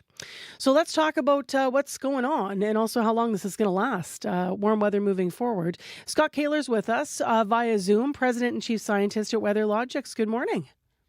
Good morning, Marcy. So what sense are you making of this start to fall? And can you break down what's going on and how unusual it is? Well, it's been very unusual. And what's unusual is both how warm the month of September was, but also the fact that it was a month of extremes. We started September with a record low, actually. On the 4th, the high was only 9 degrees, which was the earliest single digit high on record in Winnipeg. And then we ended the month, September 30th, with a record high, 30.4 degrees. So the month as a whole was actually the 7th warmest on record, but we started with record lows and we ended with record highs. But overall, it averaged out to be one of the warmest ever. With this pattern that we're in, the jet stream has been well off to the north, and that's been allowing unusually warm and humid air to come up from the United States. And that weather pattern, as you mentioned, is carried into October with record highs across the province to start this month as well. I forgot that blip at the beginning of September when it was cold there. Now that you're mentioning that, right? How unusual is it to see heat records broken in the month of October? Well, it does happen from time to time, but right now what's unusual is just the fact that this heat has been so persistent and the fact that we're seeing so many records being broken. As I mentioned, we had them broken at the end of September, and now we're seeing those records continue to fall into October as well. Falls in general in southern Manitoba have been quite warm in recent years. This September wasn't the warmest ever, but it was only last year in 2024 that we had our warmest September ever with a average temperature of 17.9 degrees. Last September, this September had an average temperature of 16.1, so it was actually a fair bit cooler than last year, but even I forgot that it was only a year ago that we had our record warm. So the falls in our region have been warming in recent years, and if we look at the trend line in the number of records being broken, it does seem that has been increasing over the recent past. You answered my question. I was going to ask you how we compare. You mentioned a jet stream coming from the States is causing the warm weather right now. Is that the same thing? Do we recall or have that in our research about what caused that warmer weather last year? Or is it usually a jet stream that comes from the States? Usually, yeah. Usually when this sort of thing happens, the jet stream ends up being a lot farther north than is normal for the time of year. And the jet stream is basically a divider of air masses. The jet stream itself is usually where you have fronts, like cold fronts located. North of the jet stream is a much colder air mass, and south of it is a much warmer air mass. And because the jet stream has been off to our north this year, that's allowing us to stay in that warmer air mass that is normally located farther south in the U.S. And last September, that was the case as well. And even now, as we move into October, we're still seeing that sort of a pattern persisting, although that will begin to change starting this weekend. Okay, so starting this weekend then and moving forward, what is the rest of the fall going to look like? Well, this weekend, I guess the main story will be the chance for more rain. So for the Red River Valley in southeastern Manitoba, we'll see about 25 to 50 millimeters, mainly on Sunday, but also possibly some thunderstorms today and tomorrow. So for folks in the Red River Valley and Southeast, keep that in mind this weekend. But then as we go into next week, it will be a lot cooler compared to what we've been experiencing this week, although really for early October, it will be still normal or even above normal. So highs next week, will mainly be in the teens, but at this time of year, our normal highs are really not that warm, actually only 14 degrees. So we'll actually be seeing a lot of days over the coming weeks that are above normal. And for the rest of October, at WeatherLogics, we're anticipating that just in general, the month will be warmer than normal. All right. Well, you won't get hate mail then this morning. No, people usually are happy when I'm talking about warm weather. Although you'll be surprised, the odd person isn't happy about it. Well, you know what? Yeah, there are. In fairness, there are people that write to me, right? They're like, "We need normal, Marcy. We don't need unusual." So I take your point there, Scott. I'm just teasing you, of course, but thank you very much for the information and for looking ahead for the weather. We appreciate it. Very welcome. Have a nice weekend. Yeah, you too. That's Scott Kaler. He's president and chief scientist at WeatherLogics. So all this talk about how nice it's been has Marjorie Dalhouse, who's popped in, giving us almost like a bonus of a call-in that usually would be a summertime topic. Yeah, we usually wrap up our gardening call-in, but because the weather has been so nice, and for some of you, like I talked to Sylvia Grantham, not too long ago, and she's like, you got a little bit of time here to do some work on your garden just because it's been above normal lately. So we're going to have Sylvia join us once again on the show to take your gardening questions. And she's also got some tips too if you do want to start your yard cleanup. So give us a call after 12:30 on Radio Noon. All right. Thanks a lot, Marjorie. Thanks, Marcy. Well, I want to slide in some thank yous for this week. It's been quite a week of programming here at CBC Manitoba. So huge thank you to our live teams on all of our programs. Here are all the people that work in our current affairs unit at CBC Manitoba. Our associate producers, Corey Funk, Abby Adeyemi, Sierra Sanders, Chidi Akuma, May McKillop, Marshall Hodgins, Dylan Longhurst, Carmen Ponto, and Josh Tyfair working in unit this week.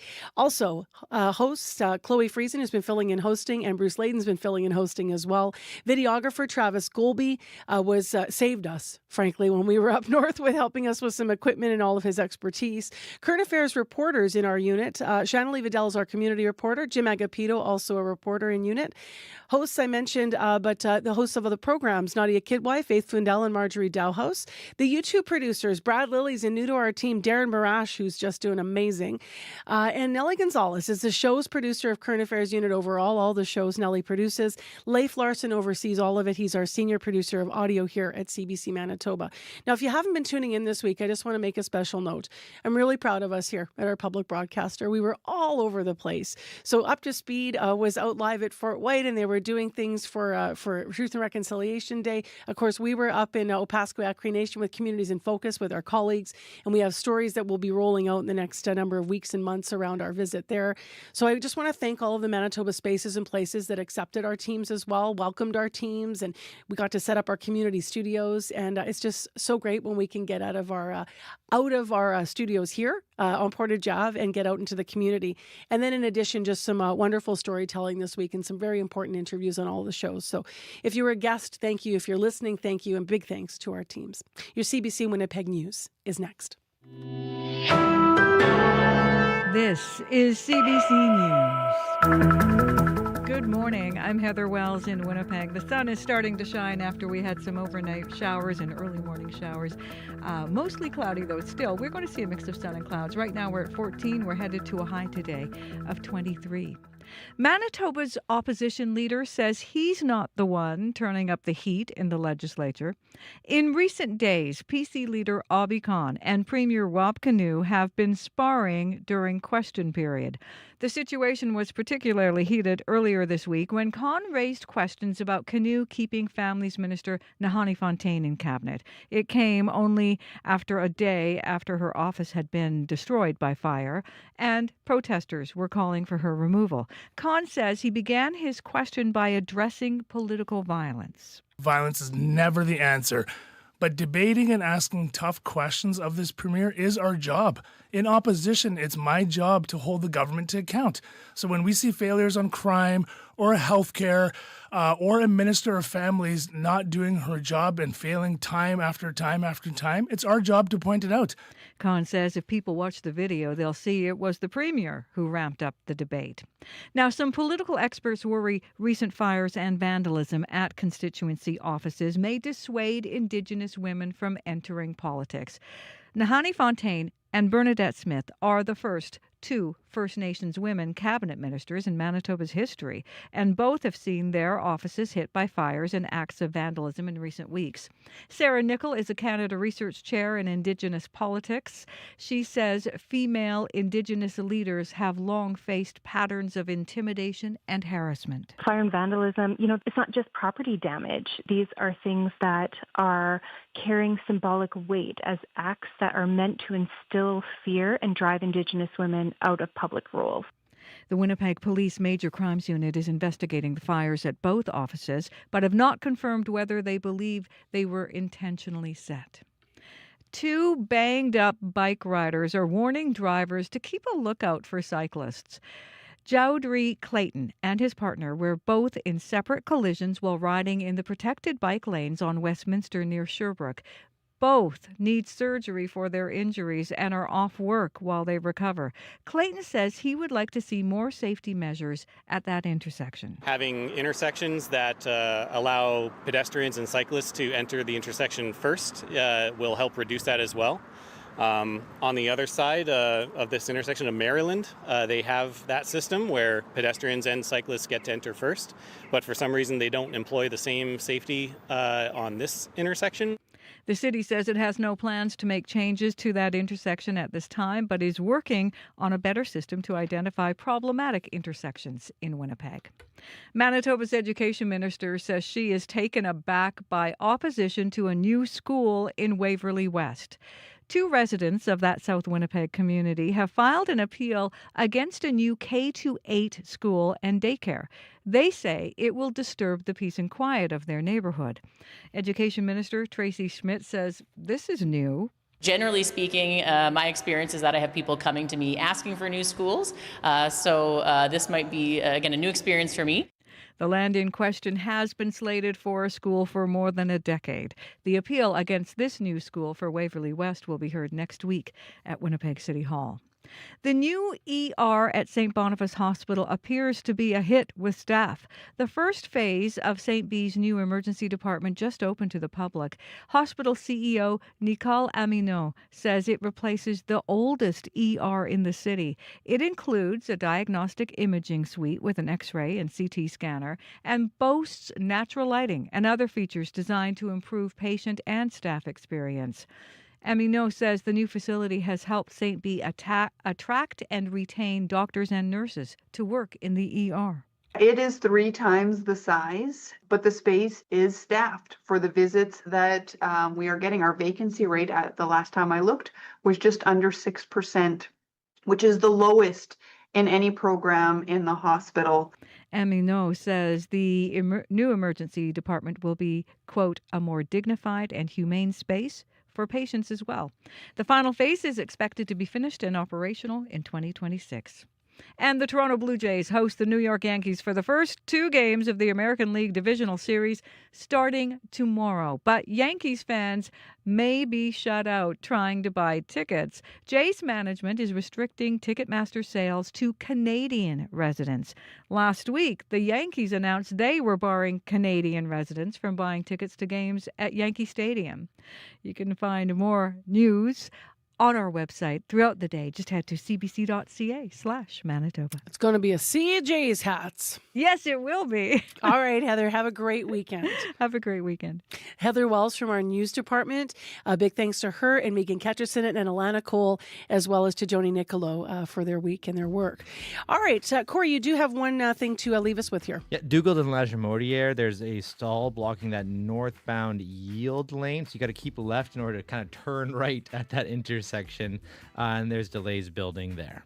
All right, Abby? Yeah, we're looking at a mix of sun and clouds, scattered showers, warm and humid down south, and cooler and brighter conditions, but it's going to be really chilly, pretty chilly up north. Winnipeg right now, we're at 14, heading to 23. All right, thank you, Abby. Thank you. Thanks, everyone, for listening this morning to Information Radio. Hope you have a great rest of your Friday, and we are back again on Monday morning. So stay tuned to CBC local programming through your day, and, of course, the weekend morning show with Nadia Kidwai coming up also. But in the meantime, take care, be well. My name is Marcy Marcusa. This is CBC 89.3 FM, 990 AM on the app and on YouTube. If you have any feedback on the show, 788-3205. Have a good one.